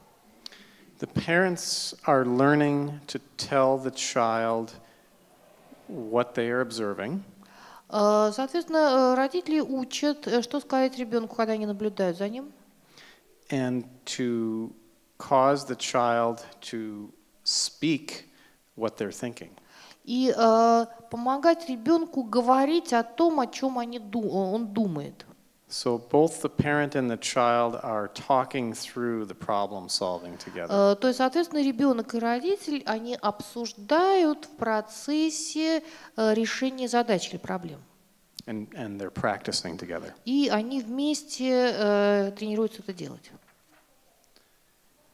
I will just mention this study briefly. Вот об этом исследовании я чуть-чуть быстренько упомяну. I am just starting a study of stimulation to the brain. Начали мы исследование по нейростимуляции. So this uses very small amounts of electricity. Здесь используется очень небольшое количество электричества. And it actually makes the brain plastic or flexible. Это помогает чуть увеличить нейропластичность. And at the same time we administer training. Ну и одновременно мы представляем и тренинг туда же. So this is experimental still. Это абсолютно из области экспериментов. But the idea is to test whether we can increase the flexibility. Но идея в том, чтобы попробовать посмотреть, можем ли мы увеличить вот эту вот гибкость Very slightly. Очень чуть-чуть. While we do the training. В тот момент, когда мы обучаем ребенка. So stay tuned for this one. Ну вот ищите результаты, смотрите. Okay. I will just mention a few other interventions that have been tried. Я еще упомяну некоторые вмешательства, которые пробовали изучать. Several groups have looked at exercise as an intervention. Некоторые исследовательские группы смотрели на физические упражнения как способ вмешательства. And in animal studies, we can look at the effects of exercise. Что касается исследований на животных, мы можем смотреть на влияние физических упражнений. And actually see changes in the brain. И реально видеть при этом изменения в мозге. In some studies, the exercise also involves complex environments. В некоторых исследованиях на животных, опять же, физические упражнения сочетаются с усложнением окружающей среды. We know that for normal brain development, Мы знаем, что для нормального развития мозга стимуляция is important. Очень важна. And it's also important for the brain in FAS. И она также важна и для мозга человека с фетальным алкогольным синдромом. Here is a study of rats. Это исследование на крысах. And this basically shows that exercise changes the brain. Которое показывает, что физические упражнения меняют мозг. After it has been damaged by alcohol. Мозг, который был поврежден в результате воздействия алкоголя. And changes it at the cellular level. И это происходит на уровне клеточном. And we think that if exercise could be done early enough, И если мы думаем, что если эти упражнения достаточно рано начинать, it could result in changes that would это может привести за собой изменение мозга. Last a long time. И эти изменения будут длиться дольше. Okay, I want to leave time for questions, so I'll just tell you one more thing. Хочу оставить время для вопросов. Я просто хочу еще последним чем поделиться с вами. Social skill training has been shown to be effective. Обучение социальным навыкам тоже исследования показывают, что это эффективно. This is the work of Mary O'Connor. И это работа Мэри О'Коннор From Los Angeles. Из Лос-Анджелеса. She has a program called Bruin Buddies. Вот ее программа Bruin Buddies. Bruin is a bear. Это типа медвежата, ребята-медвежата. And this is a psychologist group with parents. Это, соответственно, группа психологов и родителей. And also training of the children or adolescents at the Ну и, same time. соответственно, еще и обучение детей или подростков. This has been shown to increase their social skills. Показано улучшение социальных навыков And to decrease their behavior problems. и снижение поведенческих проблем. This program takes a period of weeks. Программа проводится в течение нескольких недель. And the effects can last beyond the program. И, соответственно, эффект сохраняется и после завершения программы также. Children respond differently to these types of programs. На такого рода программы дети реагируют по-разному. In fact, the ones who have the best self-regulation Что получается? Те, у кого лучше всего с саморегуляцией, benefit the most from a program like вот от этой this. программы как раз получают максимальную пользу. So hopefully you can start to see the puzzle now. То есть я надеюсь, что вы начинаете видеть, у вас начинает некоторый пазл складываться. And think about how development needs to be treated at different ages. И вы можете подумать о том, каким образом, что нам делать с развитием в разном возрасте. We could imagine focusing on nutrition in infancy. Мы можем подумать о том, как мы можем думать о питании в младенчестве. And focusing on basic self-regulation skills Базовых навыках саморегуляции in preschoolers. у дошкольников. And then building in skills for thinking about thinking. А затем развитие способности думать о том, чем думаешь. In slightly older children. У детей чуть постарше. And ultimately working with older children and adolescents. А затем работая с детьми постарше и подростками. To teach them more complex social skills. С тем, чтобы учить их более сложным социальным навыкам. Each piece building on the next piece. И, соответственно, каждый кусочек, он основывается на предыдущем.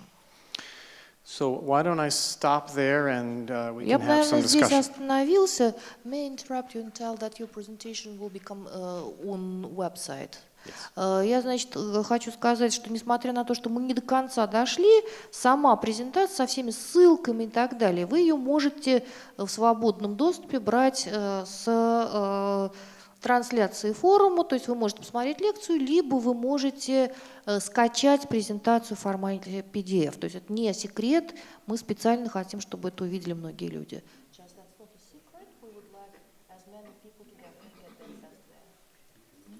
Окей, вопросы?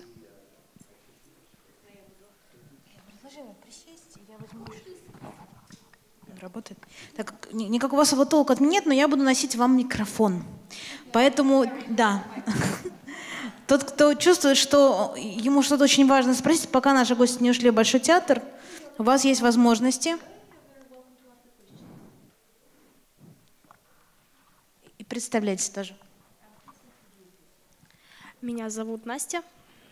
У меня такой вопрос. У меня есть знакомая, у нее 4 детей, ей на данный момент 35 лет.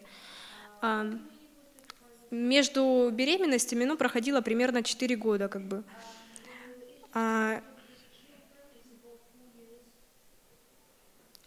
И каждую беременность она употребляла алкоголь, причем сильно.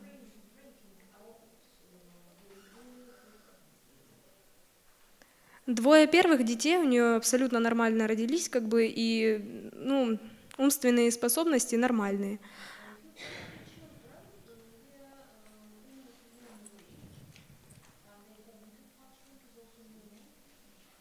А двое последующих уже отстают вот именно в умственных способностях.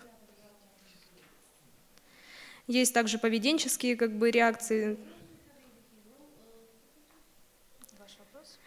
Почему именно так? Почему двое нормальных детей?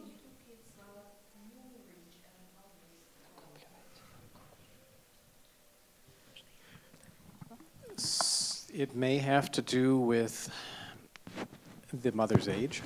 Это может быть связано с возрастом матери. Because older age is general risk for pregnancy. Потому что чем старше, тем больше вообще риска для беременности. It may have to do with her drinking pattern. Это может быть связано с тем, какой у нее паттерн выпивания. And this is a known situation. И эта ситуация такая вполне знакомая. It's not unusual. Это не необычно. Well,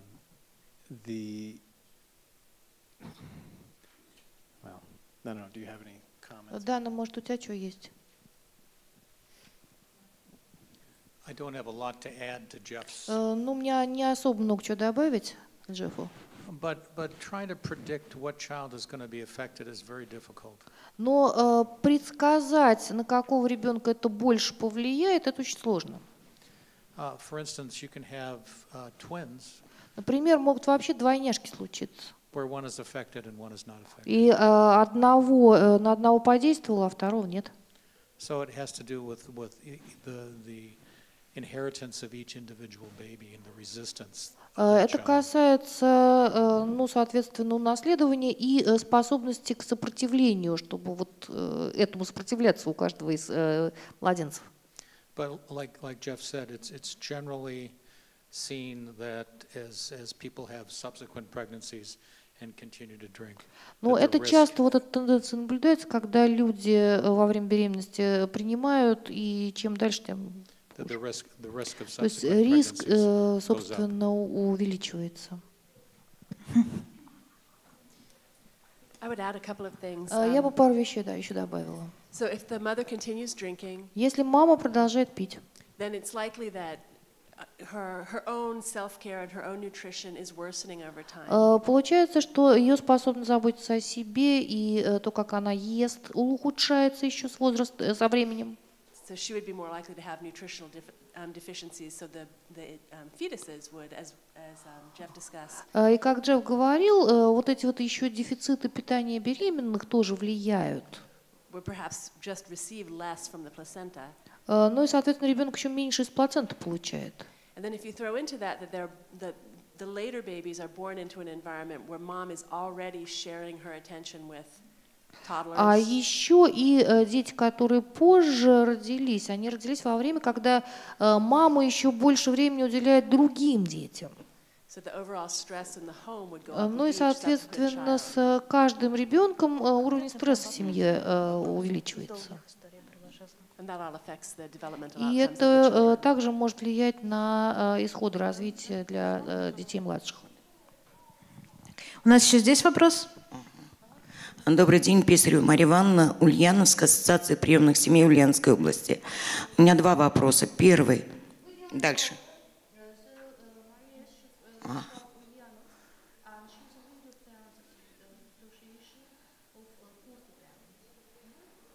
Так, период, когда есть ли у вас государственная структура, куда поселяются дети, изъятые из неблагополучных семей, чтобы потом устроить в приемную семью?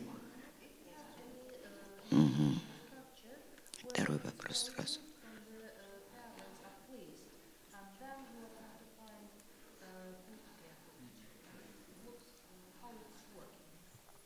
Так, простите, я сразу продолжу.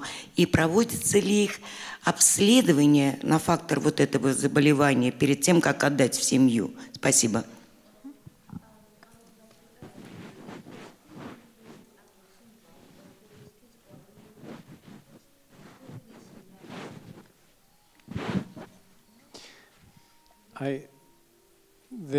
It is beginning. Это все в начале своем. So in Minnesota, the state where we are from, Миннесота, вот этот штат, откуда мы все здесь, all foster parents will soon be educated about FASD. мы предполагаем, что очень скоро все приемные родители, мы их будем обучать о том, что есть фетальный алкогольный синдром. Many of the children that we study are in foster care or adopted. Многие из детей, которые принимали участие в наших исследованиях, они либо в приемной семье, либо они усыновленные.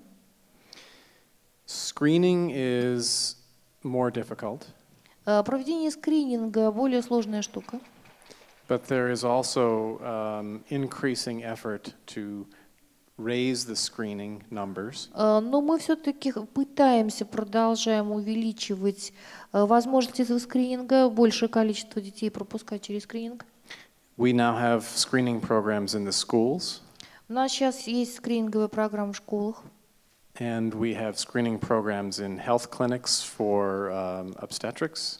А также у нас есть в поликлиниках вот такого рода скрининговые программы, In which в том числе которые проводят гинекологи. pregnant women are asked about their alcohol use. Когда беременных спрашивают, принимает ли она алкоголь. And we have trained pediatricians in our state to И screen. мы учим педиатров в нашем штате проводить скрининг. Because we know that one alcohol-exposed pregnancy is a signal. Потому что мы знаем, что даже один прием алкоголя во время беременности – это уже сигнал. That means other pregnancies will be at risk for that И мы mother. знаем, что и другие беременности могут уходить в риск по этой причине. But each piece is its own separate project that Вот is a каждый challenge. из вот этих вот аспектов работы – это отдельный проект и отдельная трудность. Спасибо. Нет у нас системы, да. Нет. Еще можно? Ну, если нет, недолго. Нет, я думаю, что это общий вопрос. Здравствуйте. Герасимова Маргарита, тоже город Ульяновск, ассоциация приемных семей Ульяновской области. Ну, не секрет, что дети в приемную семью в России попадают по социальным причинам. Чаще всего это изъятые дети по причине алкоголизма или наркомании, они попадают в приемные семьи.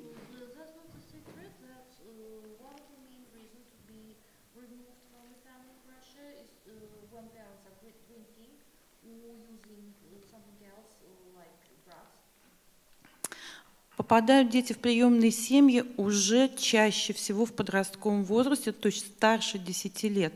И вопрос.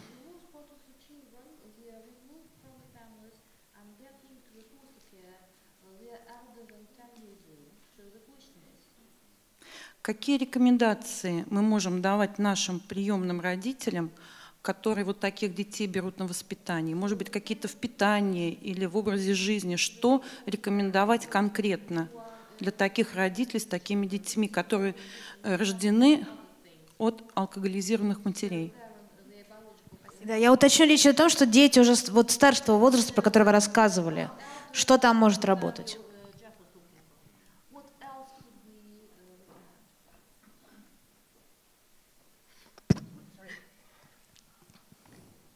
That question is enormous. Это невероятно важный вопрос.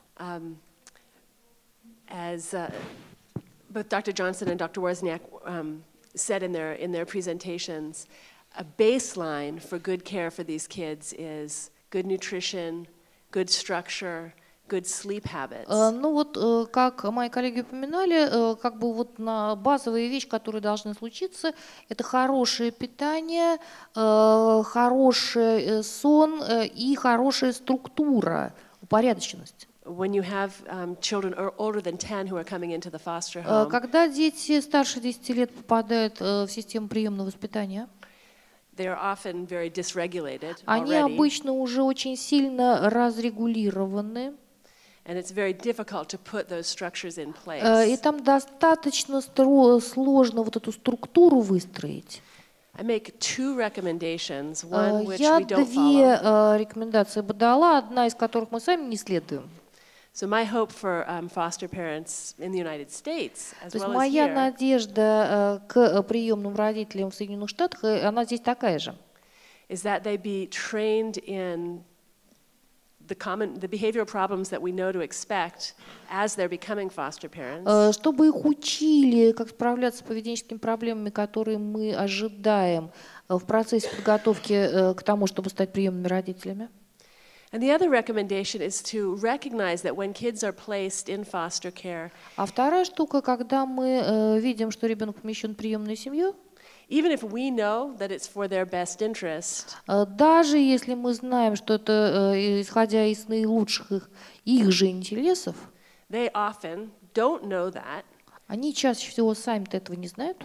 So even if at baseline they were fine, they didn't have any problems, just the trauma of removal can И cause даже behavioral problems. если поначалу-то ничего мы не видим, просто мы видим вот эту вот поведенческие проблемы из-за того, что случилась травма, их из семьи изъяли.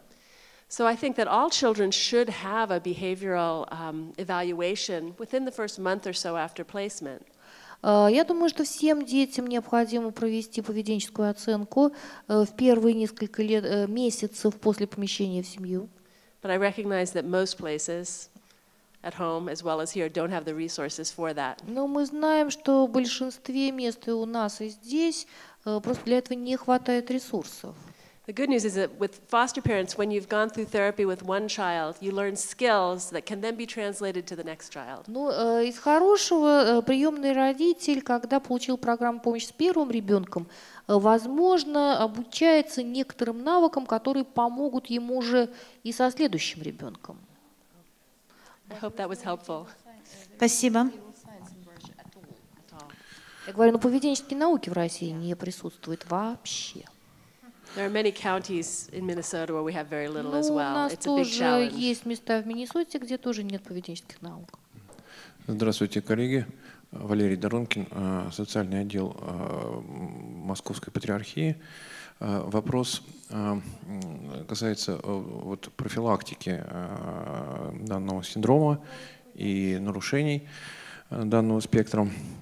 Скажите, пожалуйста, вот вы говорили о проблеме стигматизации, и насколько вот данная проблематика, она является каким-то национальным, входит ли в национальную систему здравоохранения, допустим, Соединенных Штатов, или это какая-то такая общественная инициатива? Вот вы сегодня говорили про скрининг. Скрининг – это обязательное, допустим, в женских консультациях информирование об опасности употребления алкоголя, или это просто исследования научные?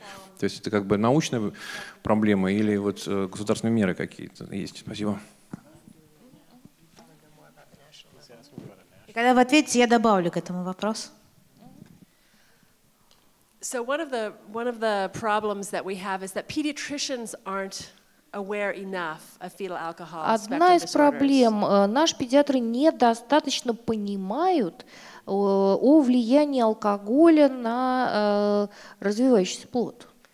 And most pediatricians actually think of it as a specialty diagnosis, not something that they should make in their primary care clinic. Педиатры не думают, что это какой-то особый диагноз, и не их задача это делать. I am part of a national program where I'm the guinea pig. Я часть вот нашей одной из национальных программ. Я подопытная, ну, у нас кролики, а у них эти морские свинки подопытные. So I'm a general pediatrician Я сама педиатр, who is recruited to learn about and teach other pediatricians about. которого рекрутировали, чтобы меня научить, а потом, чтобы я другим рассказывала. So this is a project that's in place right now. И это как раз вот проект, который действует на сегодняшний день. and we don't know the outcome yet. Мы еще пока результатов не В знаем. каком количестве штатов он действует? How many states it's going on this project? We do it by regions. Мы по регионам это делаем. And I am supposed to serve Minnesota and the Dakotas and Я a few other states. отвечаю за Миннесоту, Дакоту и пару других штатов тоже. So it's not that's too much for me to cover, but it's a start.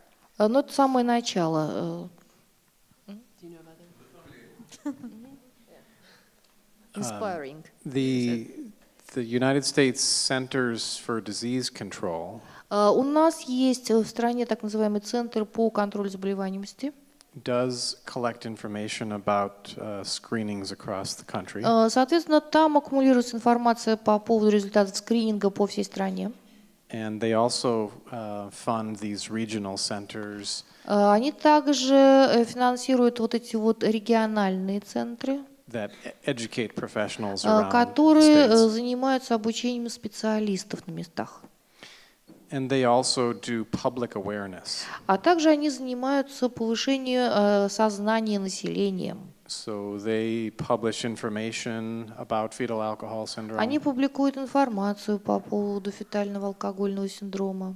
and make it available to the general public and also С тем, to чтобы это professionals. было доступно как профессионалам, так и вообще населению. And we have a science institute in the United States И у нас that есть studies alcohol. научный институт в Соединенных Штатах, который занимается изучением алкоголя.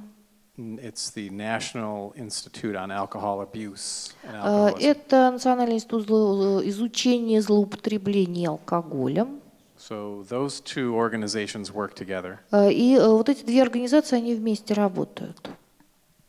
И можно я дополню этот вопрос, потому что здесь прозвучало слово стигматизация и профилактика.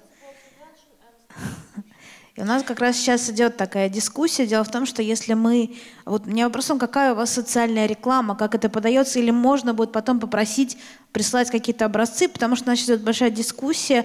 У нас иногда есть социальная реклама о вреде алкоголя, и она обычно подается ровно в формате, что если мама будет выпивать алкоголь, у нее родится ребенок с инвалидностью. И это очень сильно задевают родителей с детьми с инвалидностью, которые не пили алкоголь.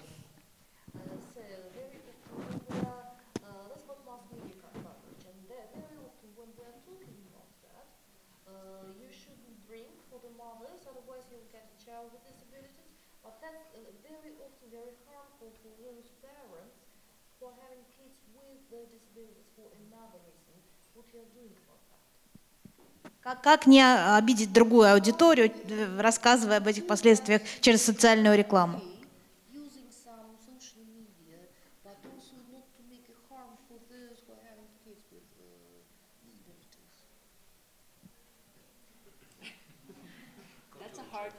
This is a very difficult question. Очень сложный вопрос. One approach that we are taking in the United States, Ну вот один из подходов, который мы используем в Соединенных Штатах, from the prevention standpoint с точки зрения профилактики and from the treatment standpoint, и с точки зрения программ помощи, is to just talk about development вообще рассказывать про развитие. and to talk about alcohol as one piece of И development. в данном случае алкоголь — это лишь часть вот этого развития. It's one of many factors Это один из большого количества факторов, that people can optimize. которые можно оптимизировать. So planning for pregnancies is an important general strategy. И вообще планирование беременности — это очень важная общая стратегия, And so is nutrition, так же, как и питание беременной, and so is prenatal care, так же, как и пренатальная забота о беременности, and so is the prevention of alcohol and drug use during ну pregnancy. и также профилактика употребления алкоголя и наркотиков во время беременности. So by talking about all of these issues together, Когда мы обо всем этом вместе говорим, it emphasizes each one less. соответственно, когда мы на каждый из них обращаем внимание по отдельности. and makes it clear that pregnancy is something to think about ahead of time. И тогда мы говорим, что беременность — это нечто, о чем надо бы задуматься заблаговременно. On all of these issues. И вообще по поводу всех этих вопросов. Таня, у нас есть еще время на вопрос? Ну, говори как есть. Один. Мы можем остаться, а товарищи нам надо все-таки... Да. Хорошо, один вопрос. Здравствуйте. Мы удочерили девочку с ФАС. Почти год прошел.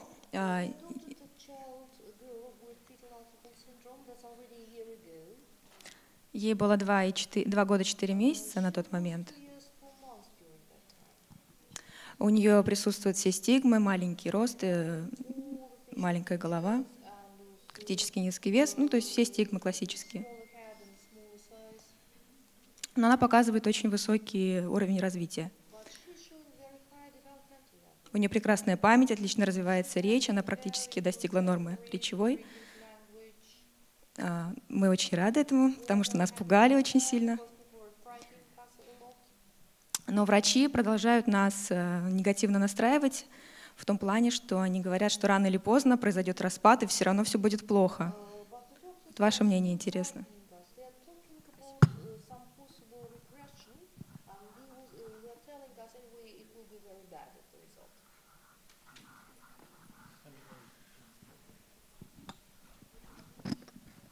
Well, I would say that the intervention that you are doing by placing a child into a loving family.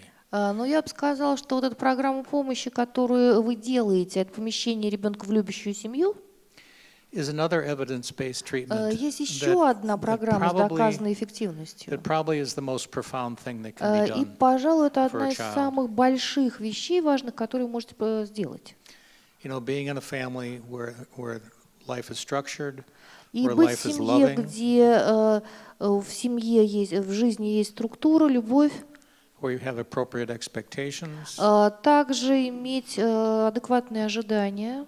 is by far the single most important thing. И это, that между can be прочим, done. может быть, и единственная самая важная вещь, которую можно сделать.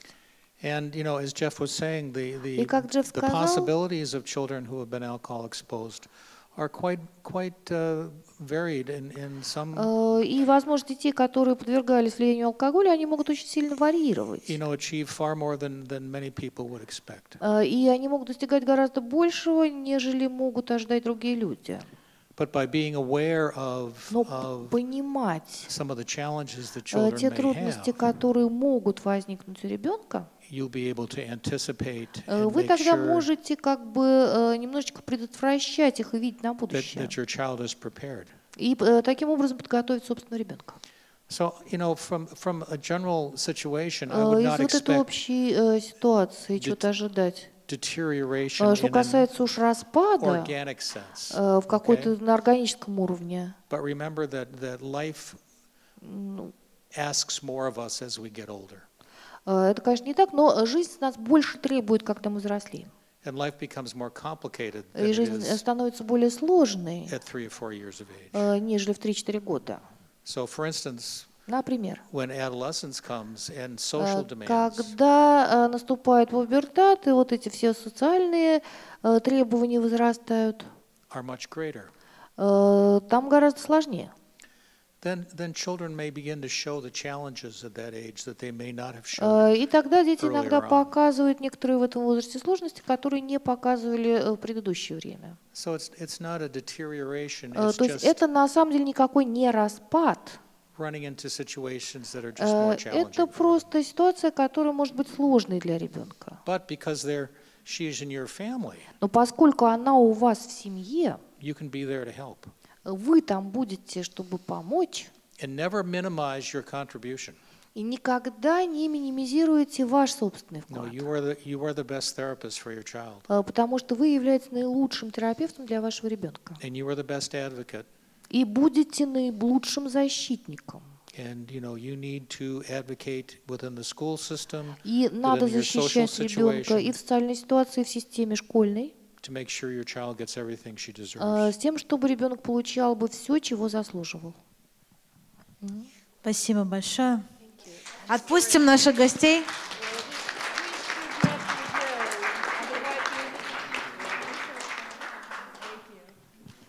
Спасибо большое нашим коллегам. Вы с ними увидитесь завтра и послезавтра. Держите свои вопросы. Завтра, послезавтра никто не пойдет в театр. Мы можем оставаться дальше.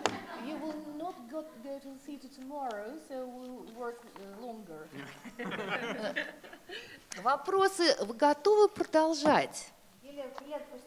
Или вообще все готовы пойти? Есть еще что-то, что вам хочется между собой обсудить без наших специалистов, или мы все вас отпускаем?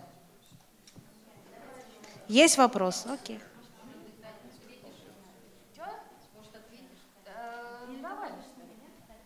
Я остаюсь. А кто ведет наших гостей в Большой театр?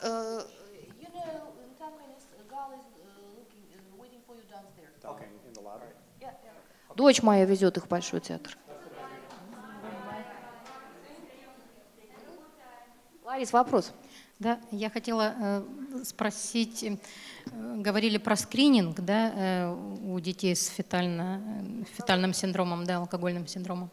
И хотела узнать, у нас диагностика какая этих детей ведется и какие анализы берется? МРТ делается таким детям? Смотрите, какое дело. То, что у нас происходит, оно также имеет те же самые трудности, что и в Соединенных Штатах. Если это дети с лицевыми признаками, то, соответственно, мы их видим. Мы видим не тот рост меньше, мы видим по таблицам. Мы очень все советуем использовать не коридоры, как наша стандартная детская поликлиника, а все-таки вот эти вот графики, которые показывают изменение роста, веса и окружности головы ребенка относительно не общей нормы, а относительно себя самого по процентилю, вот эти центильные таблицы.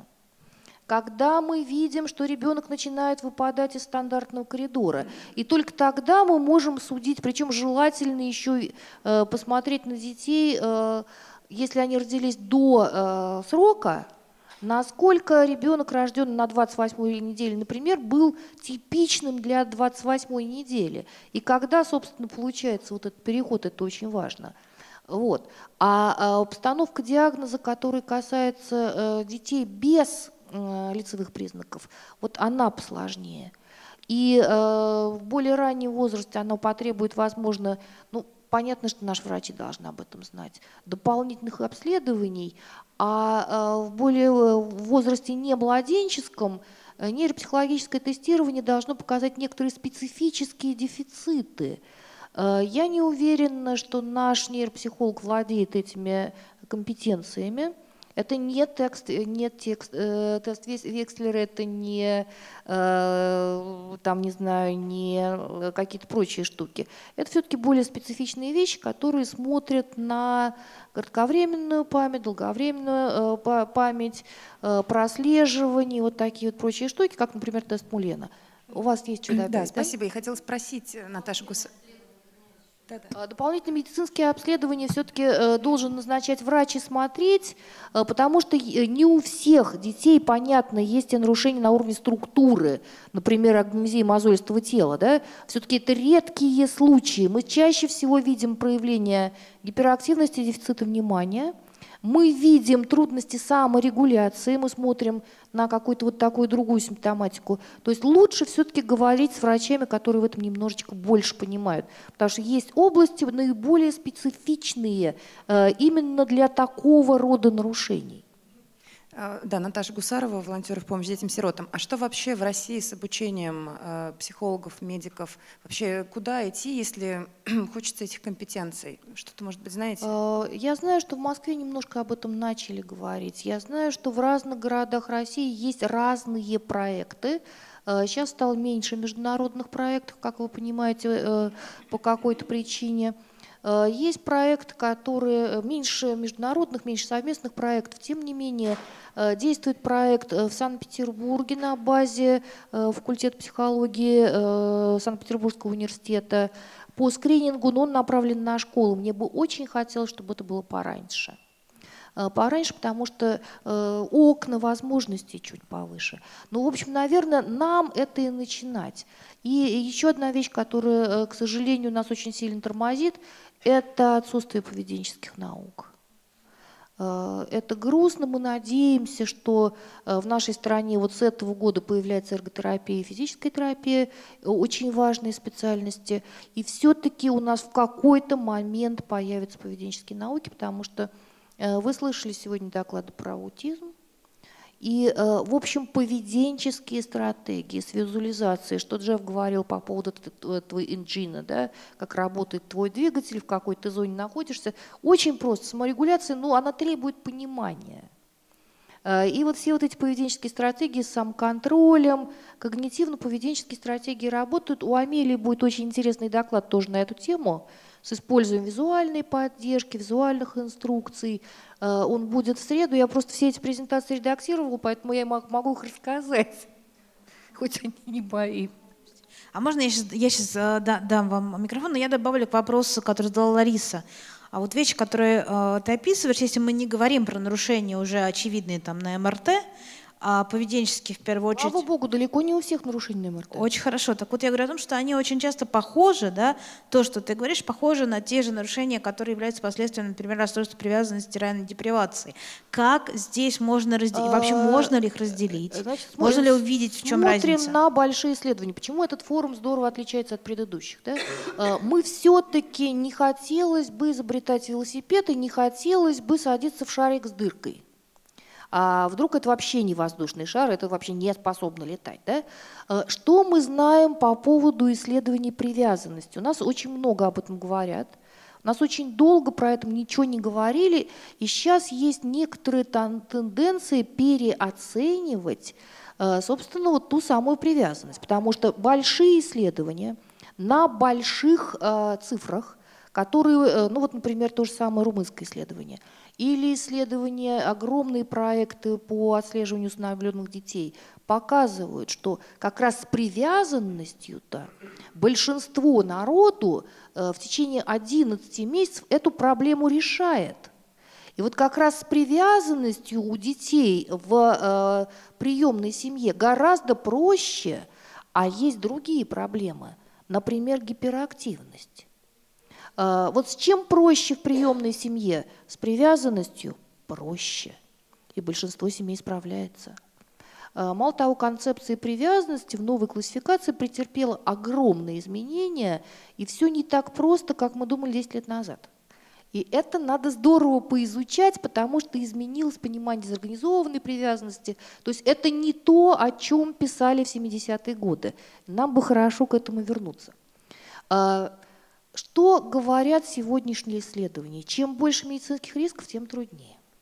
С привязанностью, с тревогой и с депрессией вообще в приемной семье оно проходит быстрее.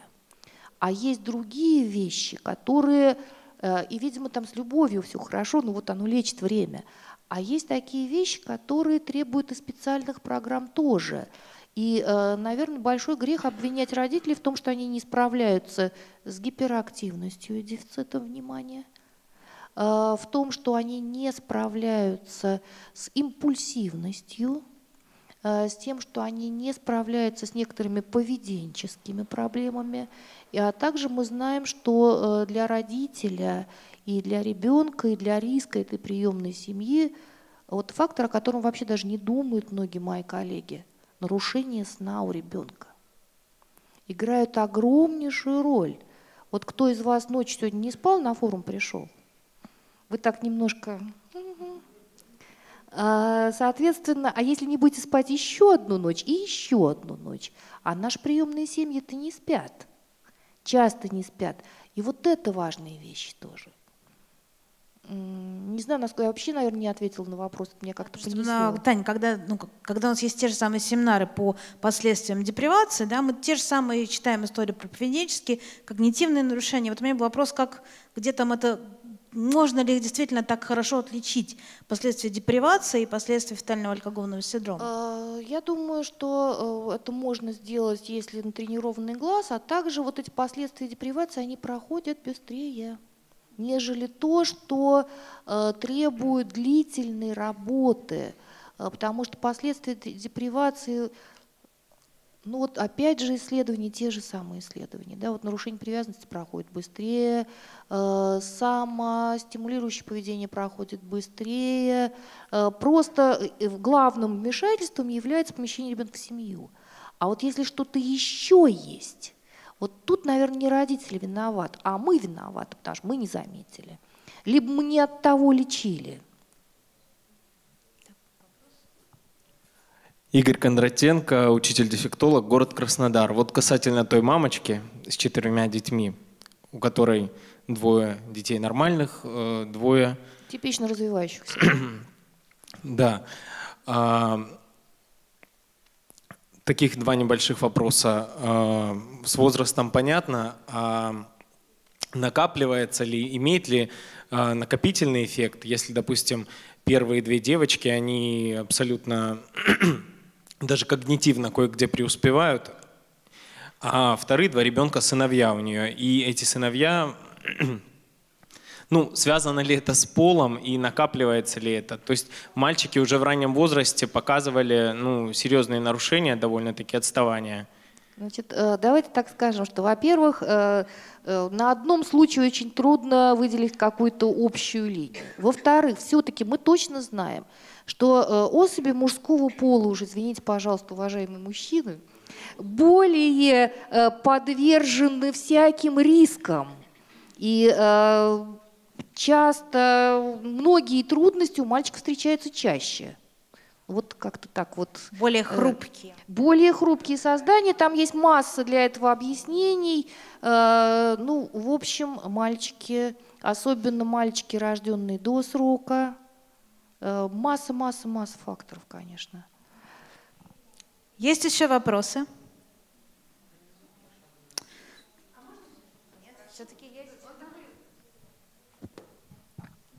Вы, наверное, главный эксперт в этой аудитории, потому что у вас-то как раз хороший результат. Ну, я, конечно, и коллега ваш, потому что я логопед, дефектолог, поэтому мне вдвойне прям приятно слушать. Такой вопрос. Есть ли безопасная норма алкоголя? Я знаю ответ, но общество очень спорит. Огромное вам спасибо за этот вопрос, потому что мы надеемся, что кто-то нас смотрит еще и не присутствуя здесь или когда-нибудь потом посмотрит. Нет никакой безопасной доли алкоголя во время беременности. Да, она может быть индивидуальной. У нас может быть разная толерантность к алкоголю, но это даже хуже, чем русская рулетка. Это не один патрон в этом самом. Это хуже, и что вам попадет, мы знаем, что все-таки это практически единственное нарушение развития, которое на 100% можно предотвратить. И частота встречаемости выше, чем аутизм, а все говорят: о боже, эпидемия аутизма, то ли 1 на 100, то ли 1 на 68. Это чаще, и мы не знаем, что сделать, чтобы ребенок не имел аутизм или синдром Дауна. Мы не знаем, потому что, ну, наука не знает, да? Но мы знаем, что сделать, чтобы у ребенка не было фетального алкогольного синдрома. Просто 9 месяцев, а лучше 10 или 11, потому что мы не знаем, когда мы беременеем. Не всегда в тот день, когда мы захотели. Лучше не надо. У нас тут была версия с коллегой, что нужно просто продавать специальную водку с холином для беременных. У нас в одном городе, Ларис, это было у вас в Екатеринбурге, женщина задала потрясающий вопрос, который нас со Славой просто с копыт сбил.